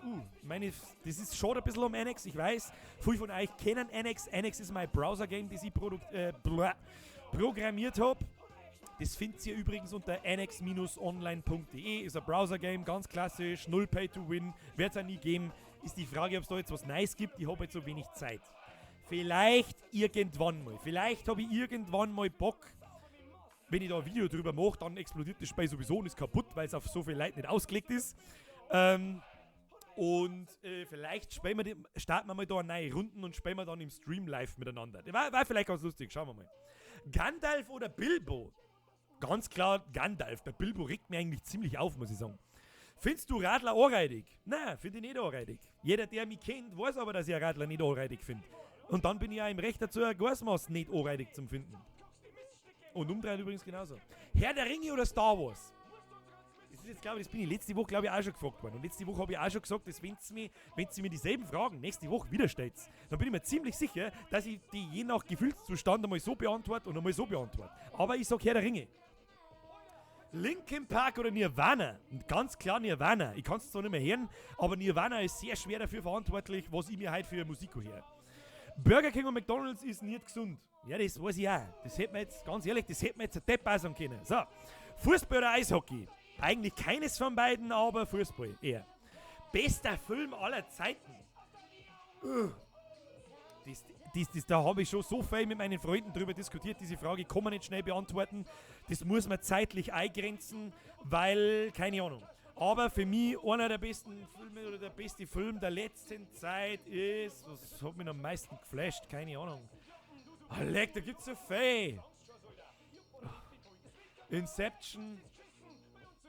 Habe ich ziemlich krass gefunden, wer sich das einfallen lässt, ist ein verdammtes Genie. Lassen wir es einmal bei Inception. Nirvana oder Seether? Ganz klar Nirvana, weil sich Seether so krass geändert hat. Wer nicht weiß, Nirvana ist eine Band, Seether ist eine Band. Seether hat sich so zum Negativen für mich, ja, für Faye nicht. Für mich hat sie sich sehr zum Negativen entwickelt, weil das nicht mehr Sieder ist, so wie ich Sieder kennengelernt habe. Ich war bei denen schon Backstage bei Sieder, war ganz lustig. Und da, keine Ahnung, das letzte richtig geile Album ist Karma in Defect und wie hat das Live-Akustik-Album geheißen, das war richtig geil. Ich glaube, One Cold Night oder irgendwie so, das war richtig geil. Das war die Hochzeit und dann ist es steil bergab gegangen, wenn du mich fragst. Coca oder Afri-Cola? Ganz klar Coca-Cola. Ich bin Coca-Cola-Fanboy. Darf man eins fragen von deinem YouTube-Freund oder Feind, wie du magst? Achso, ich glaube, ich weiß, was du meinst. Nein, du darfst fragen, aber ich werde es wegignorieren, weil es mich ehrlich gesagt nicht mehr interessiert. Nirvana oder Foo Fighters? Ja, Foo Fighters sind schon gescheit geil. Ich weiß auch, warum die Frage kommt, weil natürlich der Dave Grohl, der ehemalige Schlagzeuger von Nirvana, der Sänger und Frontmann von Foo Fighters ist. Kann ich nicht sagen, ich glaube Nirvana. Nirvana hat weit mehr Einfluss auf mich gehabt als Foo Fighters. Machine Head oder Killswitch Engage? Machine Head. Machine Head, der Titel Halo, beziehungsweise das ganze Album The Blackening von Feinsten, Alter. Vom Feinsten. Leberkassemi oder Schweinsbrunnsemi? Ganz klar Leberkassemi. Schweinsbrunnsemi mag ich auch, aber Leberkassemi ist um Welten besser. Also es ist tatsächlich, ich sag jetzt mal, wenn ich mir eine frische Leberkassemi hole und ich habe so richtig geil Hunger, es gibt nichts Geiles wie eine geile, gemachte, frische, warme Leberkassemi. Fortnite oder COD? Also ich hasse beides, aber eher noch Call of Duty. Call of Duty habe ich wenigstens ein bisschen gespielt. Gurkel im Burger oder Burger ohne Gurkel? Burger ohne Gurkel, so. Deri, Burger, Eishockey oder Fußball haben wir schon gehabt. Fußball. Chinesisch oder Italienisch? Essen. Chinesisch. Das ist was Besonderes und ich mag einfach den in einer Art und Weise, wie die Gickel, also Hühnchen, darf man in dem Fall sagen, und vor allem die Enten panieren mit der Art von Gemüse und so. Ich mag das einfach. All you can eat Chines, geil, bei uns in Landau. Mag ich, gehe sehr gerne. Vegane Weißwürst oder die vom Curry King? Die vom Curry King. Normale Leberkassemi oder Kas-Leberkassemi? Da weiß ich jetzt nicht genau, was du meinst. Ich glaube, du meinst der kalte Leberkassemi. Und in die kann man durchaus einen Kas eintun. Es ist zwar grob fahrlässig, aber es schmeckt tatsächlich einigermaßen. Aber in einer kalte Leberkassemi, da gehört für mich dann ein Gurkerlei. Oder eine Zwiebel, ist auch geil.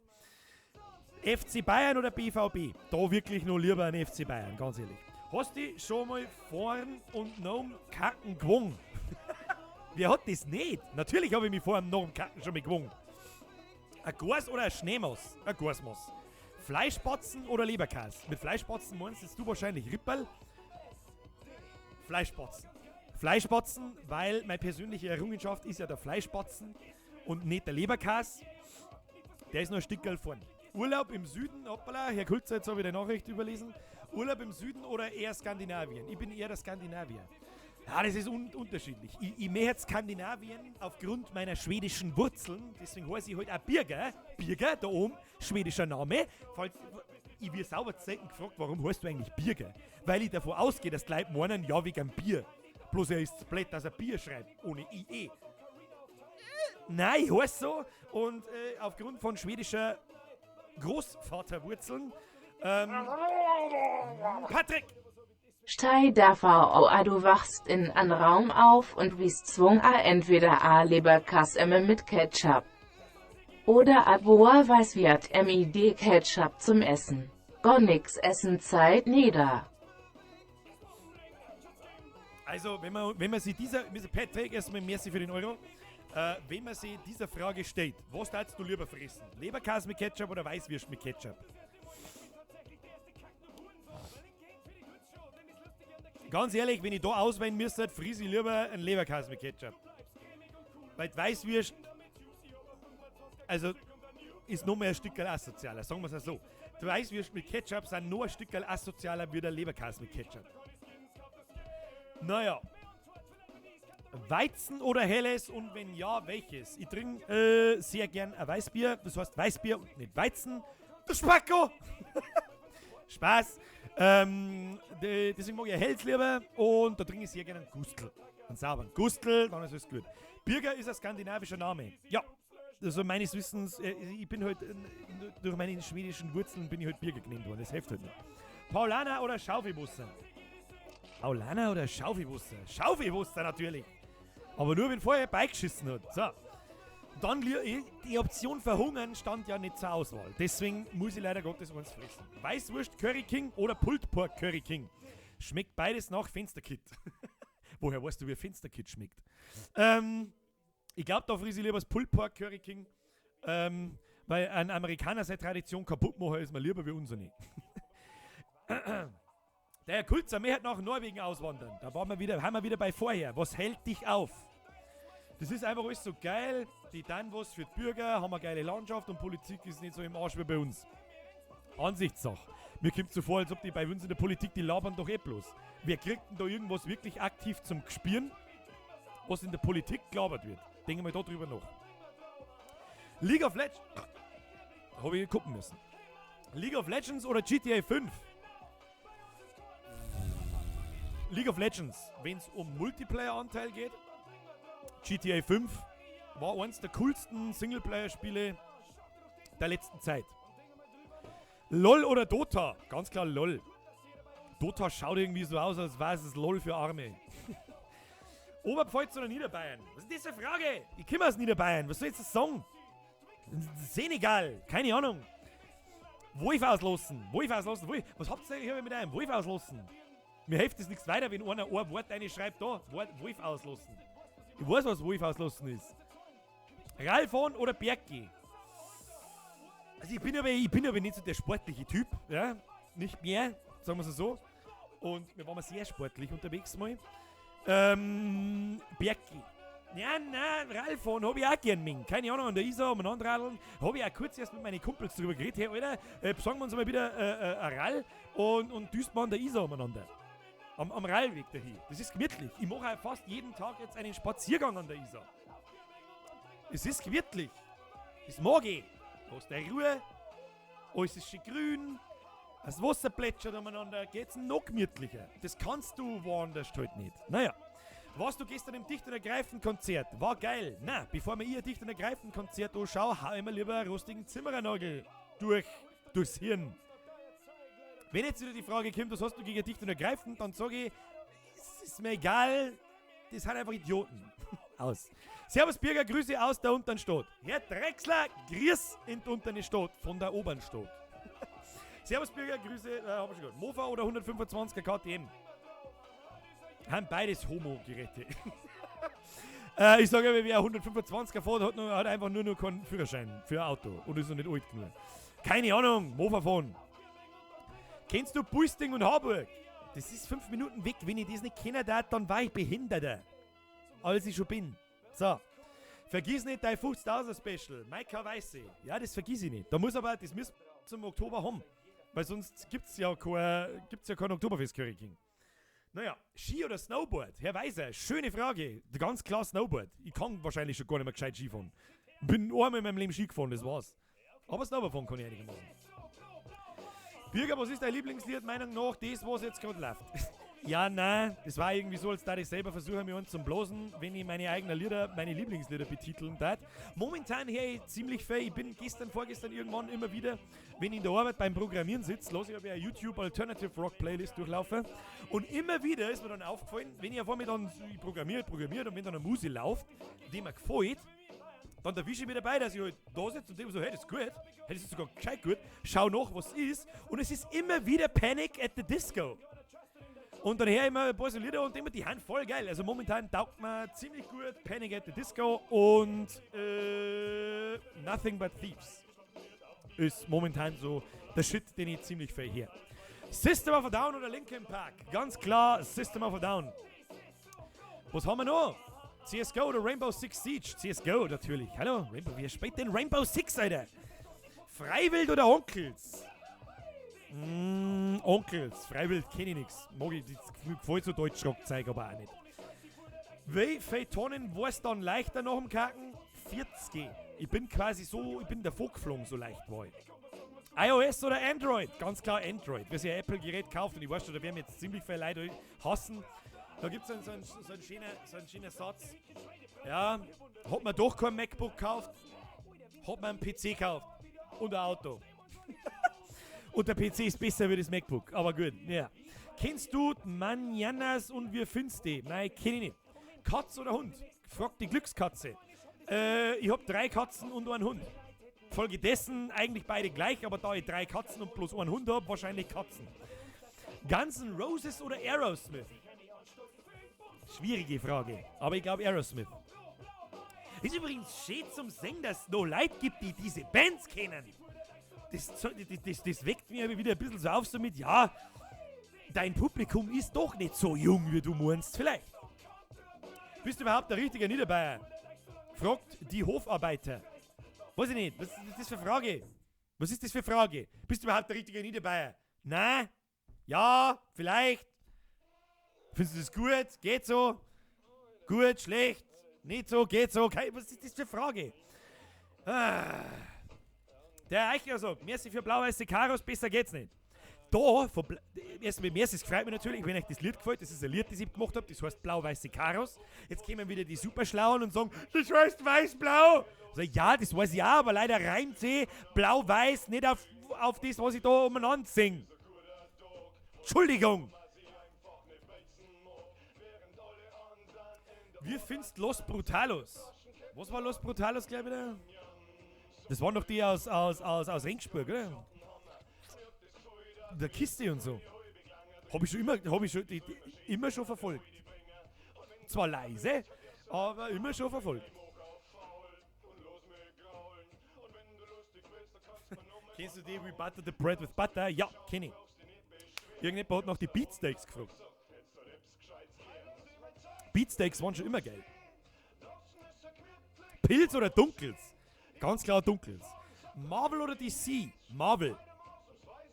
Kennst du Weiden in der Oberpfalz? Red Hot Chili Peppers oder Kelly Family? Was ist denn das für eine Frage? Wer findet Angelo Kelly nicht geil? Natürlich Kelly Family. Hallo? Kennst du Teisnach? Ja, kenn ich. Was, Amon Amarth oder Linkin Park? Amon Amarth war mir schon wieder zu krass in dieser Todesmetal-Schiene drin. Darum Linkin Park. Ich finde eigentlich Linkin Park immer noch geil. Bin ich groß geworden damit. Das erste Album ist bombengeil. Hybrid Theory. Vom Feinsten, Alter. Was ich da noch empfehlen kann aus dieser Zeit ist Limp Bizkit, Korn, was haben wir noch? Was hier noch aus der Zeit geht? Da habe ich mir doch erst eine Spotify-Playlist gemacht. Jetzt passt es mir auf. Da haben ein paar so, da bin ich noch lange nicht fertig damit.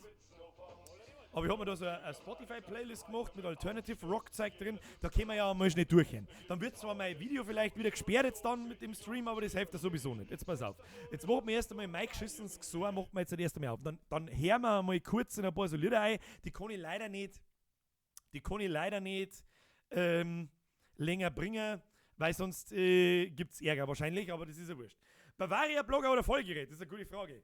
Aber eher ein Bavaria-Blogger, weil beim Vollgerät habe ich nicht, keine Ahnung, da habe ich kein Gesicht vor die Augen. Ja? Der müsste da mal mehr vor die Kamera treten, der Herr Vollgerät. Aber das tut er aber nicht, die Mats. Herr Vollgerät, vor die Kamera mit Ihnen jetzt. Oder es tut er schon, ja, die sich exzessiv damit befassen, wissen, wie er ausschaut. Ich weiß auch, wie er ausschaut. Wie soll ich sagen? Aber er macht halt hauptsächlich seine Synchros. Deswegen kommt der Bavaria-Blogger einfach ein Breckerl sympathischer, weil ich da halt einfach die Person vor mir habe. Und da lege ich halt Wert drauf. So, jetzt machen wir mein Gedudel aus. So, wo haben wir jetzt ein paar so hier? Alternative Schissel, was haben wir da? Oh, kennt jemand Boyhits Car? Alter Handicap. Tobi Schlamming, oh Gott. Stones oder GNR? Was? GNR? Erst einmal, her, dafür brauchst du keinen Zehner nicht spenden. Vergeht's gut. Stones oder GNR? Was zum Teufel ist GNR? Muss ich jetzt nachschauen. Schande über mein Haupt wahrscheinlich, weil wenn du es mit den Stones vergleichst, dann muss man es wahrscheinlich kennen.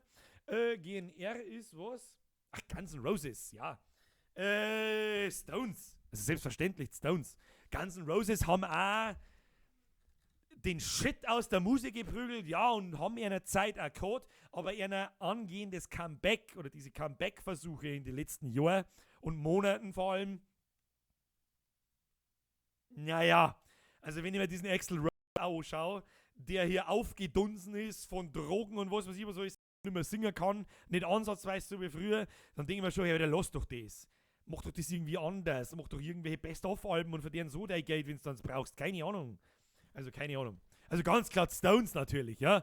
Die Großväter der Rock'n'Roll-Musik.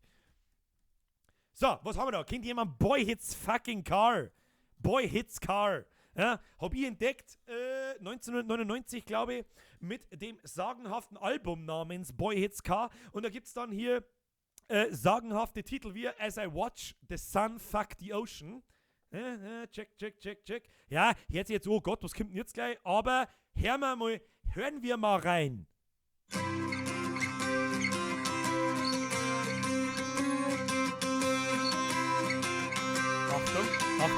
Achtung, du stellst jetzt vor, du bist vor einer riesigen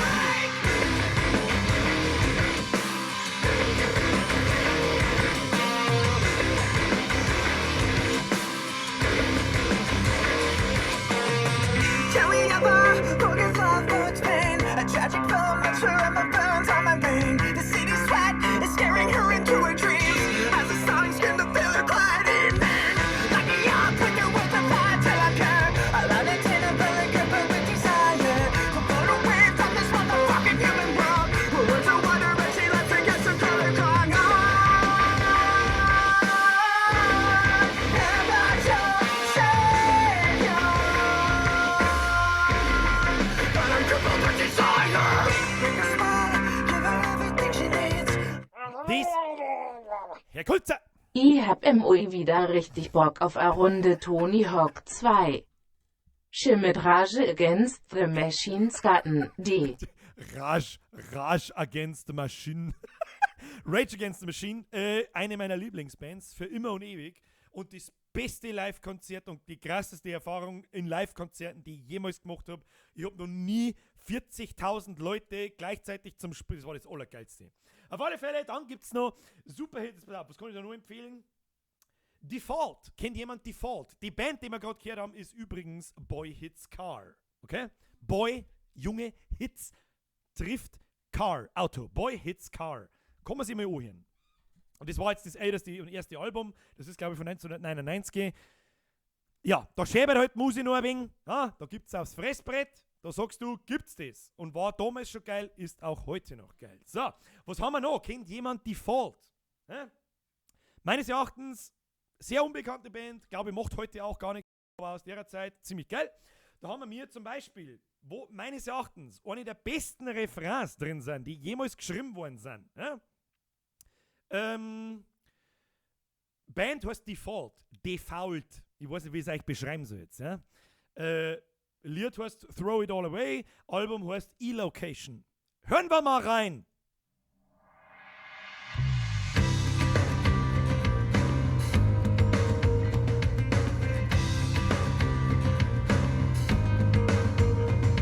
This feeling's back today.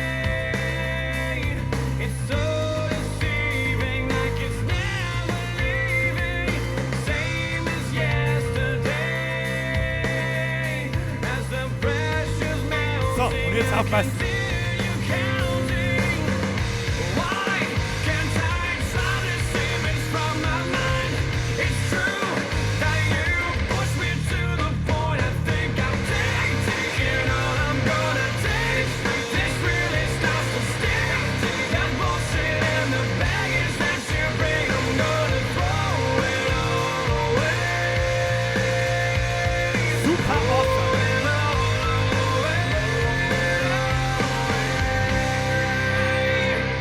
So, das war Default mit Throw It All Away. Ziemlich geil, haben wir ziemlich viele andere geile Lieder. Machen wir weiter. Was haben wir noch aus dieser Zeit? Habe ich gefunden. Fuel. Kennt jemand Fuel?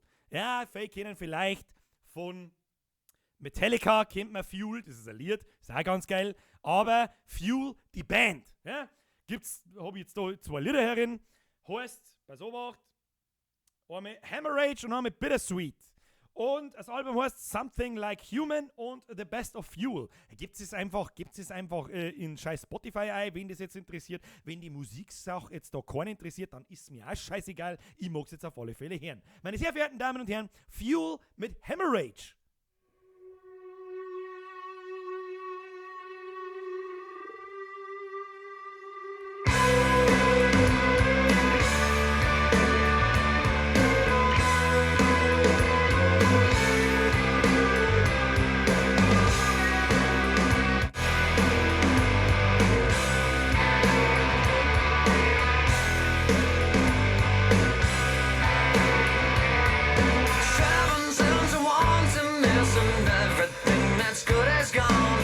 Kennt jemand CKY, die Band von Bam Margera, beziehungsweise, oder ist die von Bam Margera sein Bruder? Kennt ihr jemand? Hört sich genau so. Let's draw the glory from the past. Silicone priestess, scratch your back and twist the knife to bone. Kick against the bricks and scrape the shins. I'm the enemy, and the enemy's now. So, genug Musik für heute. Meine Sache, Musik hören kann ich auch ohne Stream. Servus. Das habe ich mir auch gedacht. Herr Hartmann, ist er jetzt beleidigt, der Herr Hartmann? Oh. Ich kann ja diese lustige, wie soll ich sagen, man kann doch irgendwie Spotify-Playlists teilen, oder? Nein? Schon? Nein. Okay. Bam Margera, lebt er eigentlich noch oder hat er sich mittlerweile totgeschissen? Also ob er sich totscheißt, bin ich mir nicht so sicher. Aber der macht ja nichts mehr. Der muss ja nichts mehr machen. Ich glaube, der Herr Margera hat genügend Kohle gemacht in seinem Leben. Der Herr Roger Weiser, Birger, du geiler Hund. Zu viel des Lobs. Ihr seid lauter geile Hund. Was soll ich da sagen? Ah, schwitzen, du ey, Grützi, fix darin ist so heiß, dass das ganz aus ist. So, wir hauen mal weiter mit unserer lustigen Question and Answer Session. Wo waren wir? Irgendwas von Stone Sour, habe ich vorher noch gelesen. Ja, Stone Sour finde ich auch geil. Aber eher Slipknot. Ja. Da bin ich übrigens 1999, werde ich niemals vergessen, in der 8. Klasse habe ich mir ein Slipknot-Album gekauft. Da hat die noch keine Sau kennt. Keine Sau. Bin da mit dem Glas gekommen, hab das hergezeigt, dann haben wir alle für nicht ganz dicht gehalten. Ein Jahr später rennt jeder, der auch noch nie was mit dieser Musik zum tun gehabt hat, mit dieser ganzen Art von Musik, mit einem scheiß Slipknot-Pulli umeinander. Was soll ich da sagen dazu? Mich würde ja echt mal interessieren, wie viel das bei Jackass gestellt war und wie viel echt. Da musst du die ganz alten Sachen anschauen. Da musst du ein CKY-Tape anschauen. Da hat das angefangen. Das ist schon echt. Wo waren wir? Creed oder Alter Bridge, beziehungsweise Scott oder Miles? Miles, ganz klar, Miles Kennedy. Alter Bridge. Creed ist einfach, nein, die Creed hat wieder seinen Nostalgik-Bonus. Ja? Creed hat ein paar sehr, sehr, sehr geile Lieder, die man anhören. Creed ist übrigens, das ist noch nicht in meiner Liste. Danke für den Hinweis übrigens. Das werde ich gleich einmal in meine Liste eingeben. Hier, Creed. Wieso gibt es kein Creed auf Spotify? Doch, da ist Creed. Da ist nochmal Creed. Da ist so viel Creed. Egal. Na, Deutschrap oder Techno? Moment. Die Frage beantwortet er folgendermaßen. Wo ist?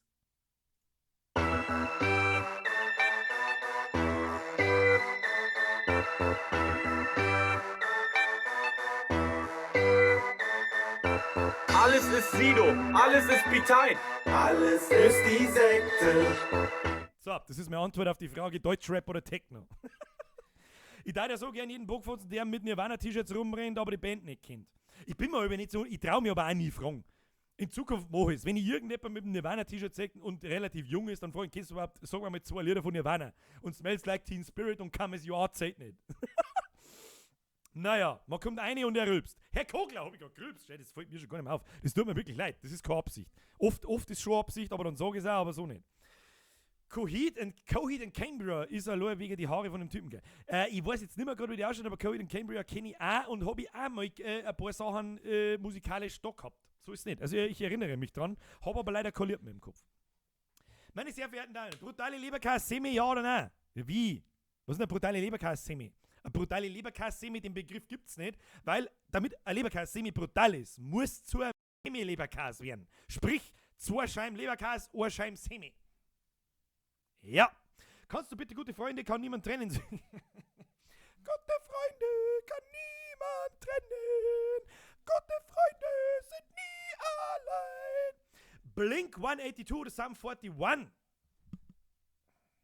Ich glaube, Sum 41. Die waren irgendwie immer ein bisschen radikaler und punkiger und dümmer. Das hat mir gut gefallen. Gamma Ray oder Halloween? Sagt mir jetzt gerade beides nichts, falls das Bands sind. Wie alt bist du? Das verrate ich, wenn wir 50.000 Abos haben. 14. So.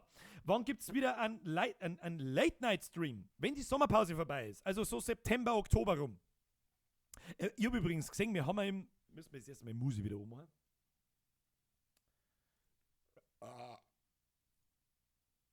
Hoppla!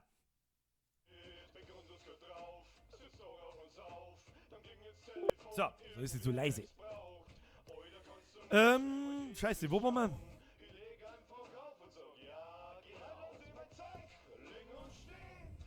Ich weiß nicht mehr, wo wir waren. Moritz Maurer schreibt, Birger, ich möchte den Artikel von der Zeitung lesen. Den habe ich da. Der ist da hinten in einem Bilderrahmen drin. Aber den lese ich jetzt nicht vor. Wieso stellt niemand die wichtige Frage, Star Wars oder Star Trek? Die haben wir letzte Woche schon gehabt und ganz klar Star Wars. Wobei ich letzte Woche wahrscheinlich auch schon dazu gesagt habe, die neuen Star Trek-Filme gefallen mir ziemlich gut. Also die letzten 3, der dritte war nicht ganz so gut, aber die ersten 2 sind super. Besonders der zweite. Birger, wie schaut es mit Ganaker Fußballmannschaft aus? Ja, ich bin immer noch Mitglied. Ich kann heute kommen und am Wochenende mitspielen. Und wahrscheinlich bei dem Skill, bei dem Können, das gefragt ist, darf er das sogar mitspielen. But can you do this?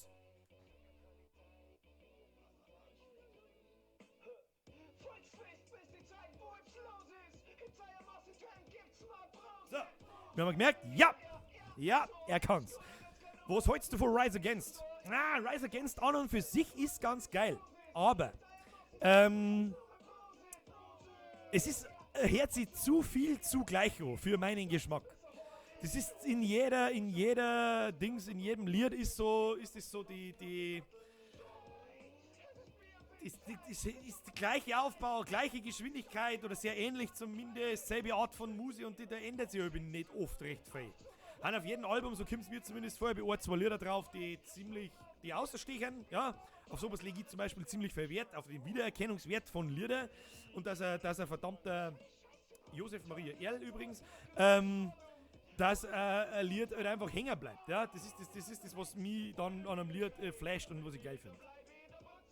Labras Banda oder Django 3000? Ganz klar Labras Banda, weil das wirklich die krasseste bohrische Partyband der ganzen Welt ist. Also das ist wenn sich das jemand anschaut und Start hält, dann ist er für mich geistig behindert. So. Wie gefällt dir die Bayern-Hymne?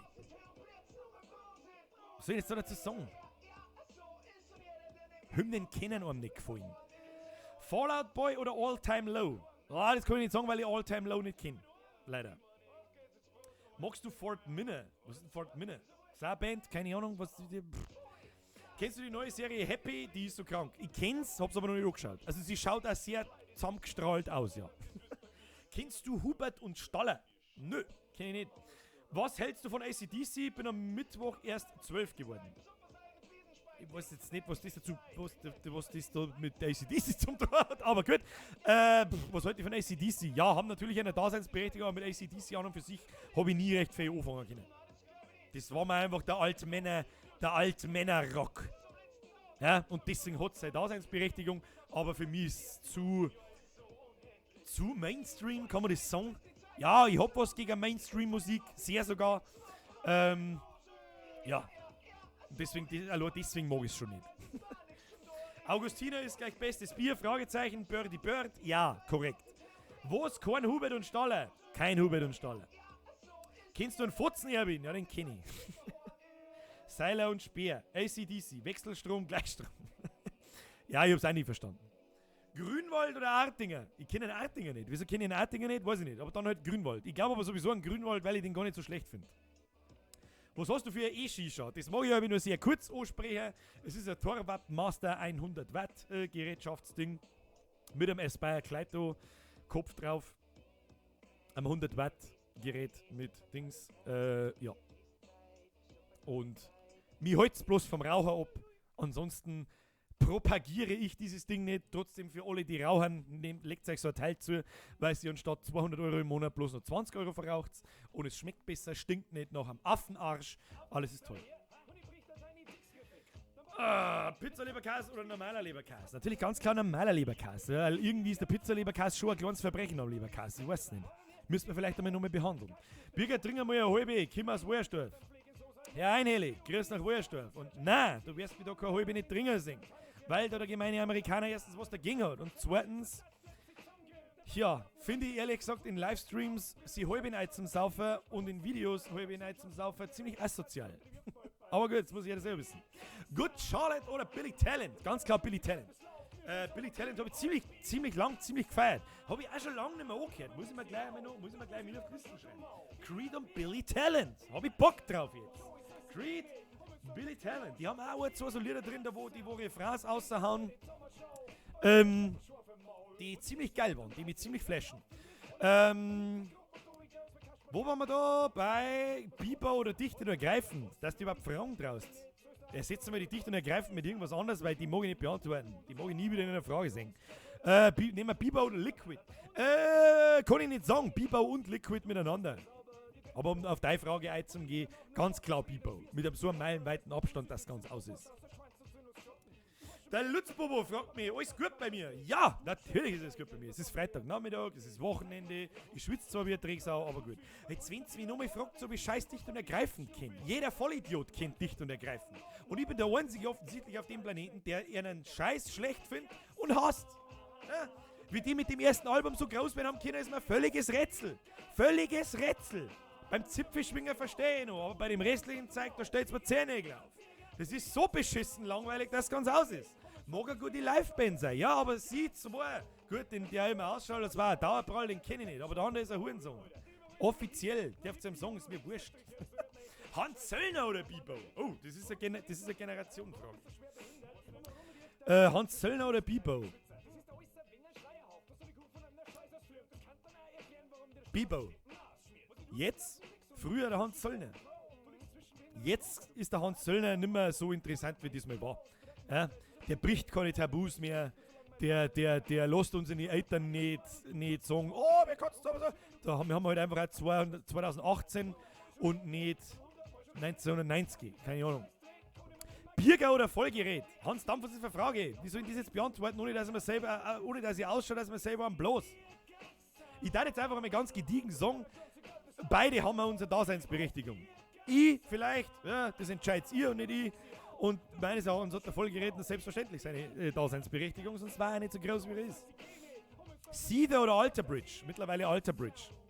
Der Hans Zöllner ist immer bei uns im Freibad gewesen. Das ist natürlich geil. Was fehlt bei einem Bus voll... Oh, nein, das lesen wir nicht vor. Capital oder Eminem? Ganz klar Eminem. Eminem größer alles. Der Einzige, der zu Recht das Lied Rap God machen darf. Und das mit so einem meilenweiten Abstand, dass es ganz aus ist. Gicht und Eischeißen. Der ist gar nicht schlecht. Ja, ab sofort. Ich hoffe, dass ich drohe. Und wenn nicht, dann weist mich bitte darauf hin. Jetzt, wenn ich jetzt ein Dicht und Ergreifend vorlese, lese ich Gicht und Eischeißen. Machst du mal ein Let's Play-Video. Glückskatze. Ich versuche wirklich so gut ich kann, meinen Kanal von irgendwelchen langweiligen Let's Play-Scheißdreck freizuhalten. Weil nun mal einfach Leute bei mir zuschauen, glaube ich zumindest. Wenn es anders ist, dann sagt es mir. Nicht weil wir Computer spielen oder weil wir jetzt Musik hören oder was weiß ich was, sondern wegen anderen Dingen, nämlich damit ihr euch zum Locher bringt. Das ist einmal meine Hauptaufgabe. Und das ist beim Zocken eher schwierig, aber die Late-Night-Streams kämen wieder. Spielen wir Horrorspielchen. Ich freue mich auf den Januar, da kommt Resident Evil 2, das spielen wir auf alle Fälle, das ist so sicher wie Samen in der Kirche. Da ist natürlich nur eine Zeit hin, das ist schon klar, aber wir fahren ja schon wieder vorher an. Und dann schauen wir mal, was wir spielen. Aber da setzen wir jetzt nicht auseinander damit. Am Samstagabend im Sommer ist nach wie vor Sommerpause fürs Zocken. Das sind die einzigen Let's Plays, die wir wieder machen. Der gleiche Squad fragt, schwarzer oder weißer gleiche? Max, halt dein Futzen. Und arbeit was. Ich bin für den weißen gleich. Finde ich gut, ich freue mich drauf. Ich freue mich auch drauf. Das ist ja dann wieder schön, wenn jetzt mal ein halbes Jahr fast Ruhe war mit der Zockerei, ist mit Sicherheit dann auch mal wieder schön, das wieder zu machen. Aber jeden Samstag das auf die Nacht machen, das ist halt, das geht halt an die Substanz. Ja, ich zocke auch gern privat halt einfach auch gern. Samstag auf die Nacht gehe ich halt auch gern fort, beziehungsweise saufe halt auch gern, vor allem im Sommer. Im Winter eher nicht so. Und ja. Birger, trinken wir halt einmal eine halbe, Zweierstorf oder zu Landau, war schon geil. Herr Einhelig, wenn du wüsstest, wie oft dass ich das am Tag in Facebook oder sonst wo gefragt wird, da ich den ganzen Tag nichts mehr wie saufen, beziehungsweise mit Leid saufen und dann darf man nicht einen Stream oder ein Video sehen. Von mir noch. Händelmeier oder Develei? Herr Kulzer, da hast du ja Fragen draus. Ganz klar Händelmeier, das ist aber eh klar. Was hältst du von Südtirol? Was soll ich da verhalten? Alpenstaat, sage ich da bloß. Alpen, wie heißt Alpenrepublik. So muss es heißen. Bist du christlich? Keine mag nicht. Ich bin der größte Kirchenverfechter der ganzen Welt und versuche das immer so gut zu unterdrücken, wie ich kann. Da redet man nie wieder drüber. So, Ende der Geschichte. Ist immer ein gefährliches Thema in Bayern, über die Kirche herzuziehen, deswegen heute da einfach mein Maul. Ein paar Anspielungen wird es definitiv immer wieder mal in Videos geben, aber nicht zu viel. Man hat das in How to Ostern gesehen, wie dermaßen viele Leute mir das im Vergleich zu anderen Videos, muss man auch dazu sagen, angekreidet haben, dass ich mich über den Jesus-Sepp lustig mache. Ja, wenn ich das nicht mehr darf, ja, tut mir leid, dann darf es nicht zuschauen. Aber gut.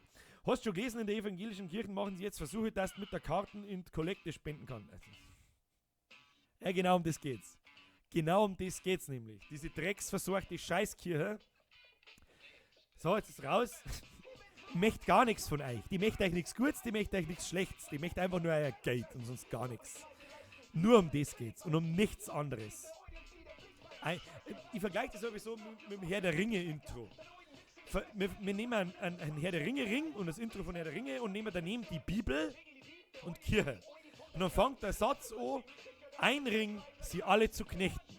Oder man schreibt es auf, ein Buch, sie alle zu knechten, auf ewig zu binden und ins tiefe Finster zu führen oder irgendwie so. Und was man auf alle Fälle nicht vergessen davon ist, Timo Werner ist ein Uhrensohn. So. Genug über die Kirche gelästert, das war's auch schon wieder. Jagermeister oder Jackie? Früher definitiv Jagermeister, bis ich mich abgespimmt hab drauf. Also ich hab mich nicht selber abgespimmt, ich hab so oft auf den Jagermeister gespimmt, dass ich nicht mehr saufen kann. Ganz klar Jackie, trinke ich aber auch schon lange nicht mehr. Naja, hast du gesehen, das mit der Schule, wo es jetzt die XXL-T-Shirts gebracht haben? Nein, das habe ich nicht gesehen. Hast du schon mal einen Ausweis gefälscht? Alle sind 16 und ich 15, super. Na, das braucht's nicht, wenn du 16-jährige Kumpels hast, weil die kaufen das Bier einfach für die. Schlau musst du sein.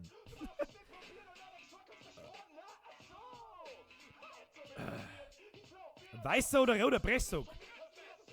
Weißer.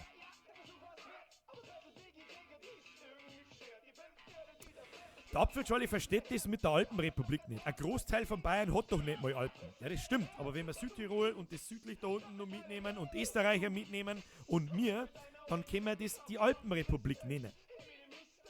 Verstehst? Verstehst? Ettinger oder Paulaner?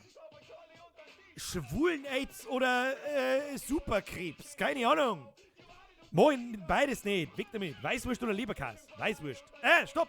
Leberkäse. Gillette oder Wilkinson? Gut.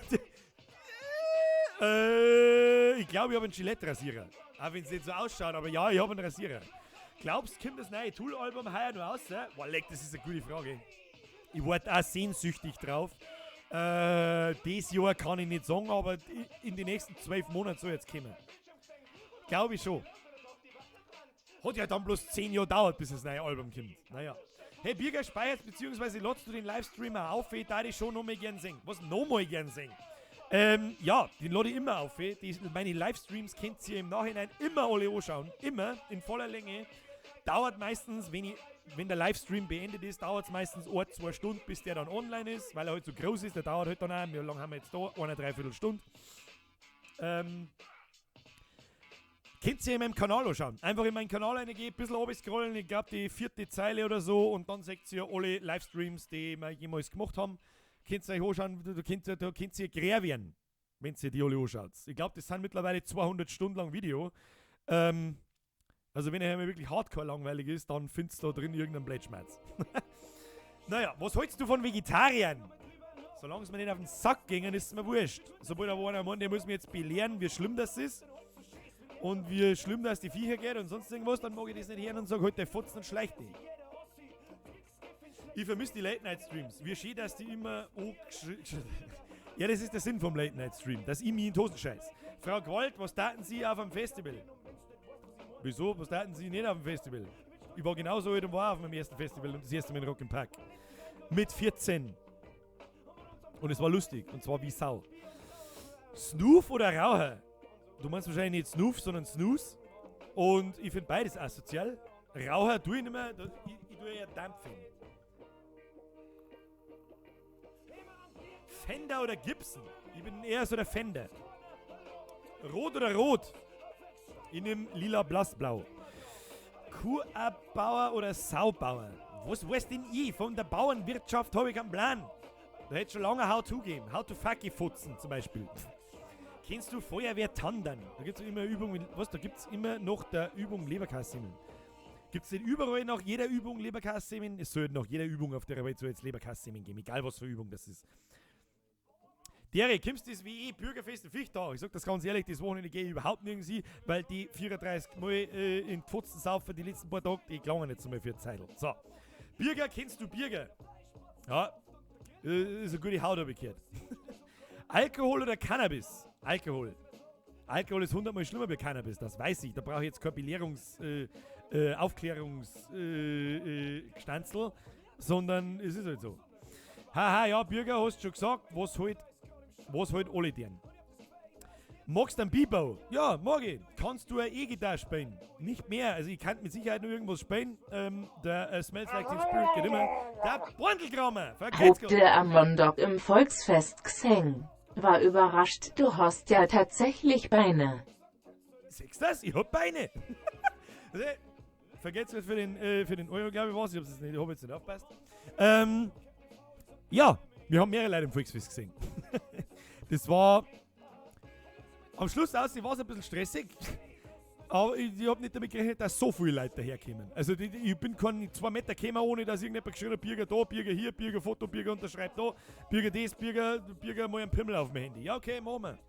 Klobürste oder Klopapier? Was ist denn das für... Wenn ich dann einen Namen lese, von das Kind, dann ist es auch schon wieder wurscht. Max, du kriegst es jetzt dann... Ich mag jetzt nicht mehr. Wir gehen jetzt dann Leiter schießen, so schaut's aus. Im PUBG, nicht in echt. Falls jetzt wieder irgendjemand da Sachen eininterpretiert. Wow, jetzt kommen die krassen Fragen. Der Fanboy mit He-Man oder Thundercats? Thundercats. Der He-Man war zu Mainstream. Naja, der Einhellig schreibt, Wahnsinn, hat Gicht und Eischeißen gestern ein Konzert in Dingelfeld gehabt, haben keinen Eintritt verlangt, weil sie gewusst haben, dass keiner gekommen war. So ist es auch nicht. Die haben ja einen Hype ohne Ende und haben ja ein Publikum. Sollen ja weiter einen Musik machen. Deswegen sage ich ja, dass einer von denen 2 Arschloch ist. Ganz einfach. BMW oder Audi? Fiat, mein Freund. Fiat, mein Freund. Naja, Kinder in PUBG digital hinrichten. Allein für den Satz lande ich jetzt wahrscheinlich auf einer Liste. Jawohl, die scheiß Franzosen hauen wir weg. Was für Franzosen? Welche Franzosen? Wo welche Franzosen? Pokémon oder Digimon? Ganz klar, hier, warte mal, da hole ich was hervor.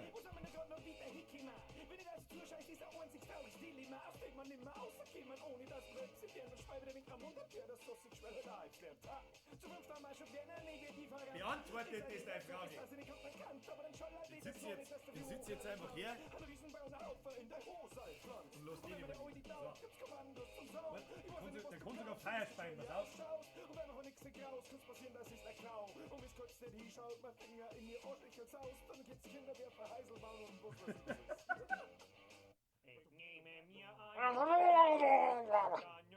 Wassermelone oder Erdbeeren? Hart erkannt. Merci an den Stefan. Wassermelone, ganz klar. Und ja, ganz klar Pokémon und Glumanda.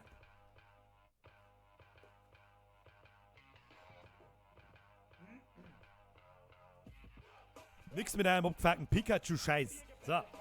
Glurak! Ja, mein Liebling! Sagst du das? Was ist denn das für eine Musik? Klingt interessant. Herr Michael M., das ist meine Musik. Haben wir schon wieder 2 Stunden da. Gurke oder Tomate? Ganz klar Gurke. Ich friss echt gern Gurken. Ich weiß schon, deswegen. Naja. Was? Das war kein Feier, sondern Rauch, du Lügenbaron. Ja, das stimmt. Okay, der Glurak speibt Rauch. Naja, also, jetzt passt's Obacht. Weil die Frage schon wieder kommt, was ist denn das für Musik? Herzlich interessant, das ist meine Musik. So, die poste ich euch jetzt da 35 Mal in den Chat ein, dann könnt ihr das anhören. Ihr findet das auf YouTube, braucht bloß einmal auf meinen Kanal gehen, ganz unten haben alle meine Lieder. Und die Frage kommt gerade, Birger, rappst du eigentlich? Leberkäse mit Ketchup. Ich bin gesagt, wurde die Idee mit 15 Weiße. Dann zeigst sie, bin danach und sag, Bitch, entscheid dich. Der billige Bettel-Scheiß-Clown für euch Spackos leid. Gehör, trau dir, ich backe und vergrob euch. Ich kauf mein Backer, den ich groß bin. Und grob euch ein Luchs und wirft das Sechs oder Kickstays. Ich kann schaufeln, bis ich tot bin. Ein Lächel, so groß, das sagst gelöbt. Ich muss backen, den Dreh auf und es weg. Du kannst dich schleichen. Genügend Musik. So, wieder einschütten. Das Ganze gibt's auf Soundcloud, gibt's auf YouTube, könnt ihr euch hochhören, gibt's so Lieder wie Captain Faulsack, Backen, Blau-Weiße Karos, WASD, keine Ahnung. Jetzt ist euch durch, vielleicht gefällt es euch, das hat mich natürlich gefreut, das ist irgendwie eh klar. Schauen wir mal, dann singen wir es schon. So, meine sehr verehrten Damen und Herren, ARD oder ZDF, keine Ahnung, nichts davon. Uruguay oder Frankreich? Uruguay. Wir haben die überhaupt gespielt, die spielen gerade, gell? Ja, nur mal Fußball schauen. So, meine sehr verehrten Damen und Herren, wann so höre ich auf, wenn es am schönsten ist? Es war wieder massig Spaß gemacht, die 2 Stunden haben schon wieder verflogen wie nichts.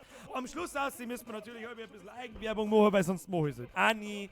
Meine sehr verehrten Damen und Herren, heute habe ich es leider nicht geschafft, dass ich meinen eigenen Merch anziehe, aber es gibt mittlerweile Merch, wo? Und zwar da, in birgerwear.de. Der Link ist auch übrigens in der Beschreibung, da gibt es tolle T-Shirts. Die kannst du kaufen, das ist toll, yeah. Musik habe ich euch auch schon geschickt. Ansonsten, Video kommt am Wochenende oder nächste Woche, das weiß ich noch nicht. Ich bin gerade am Machen.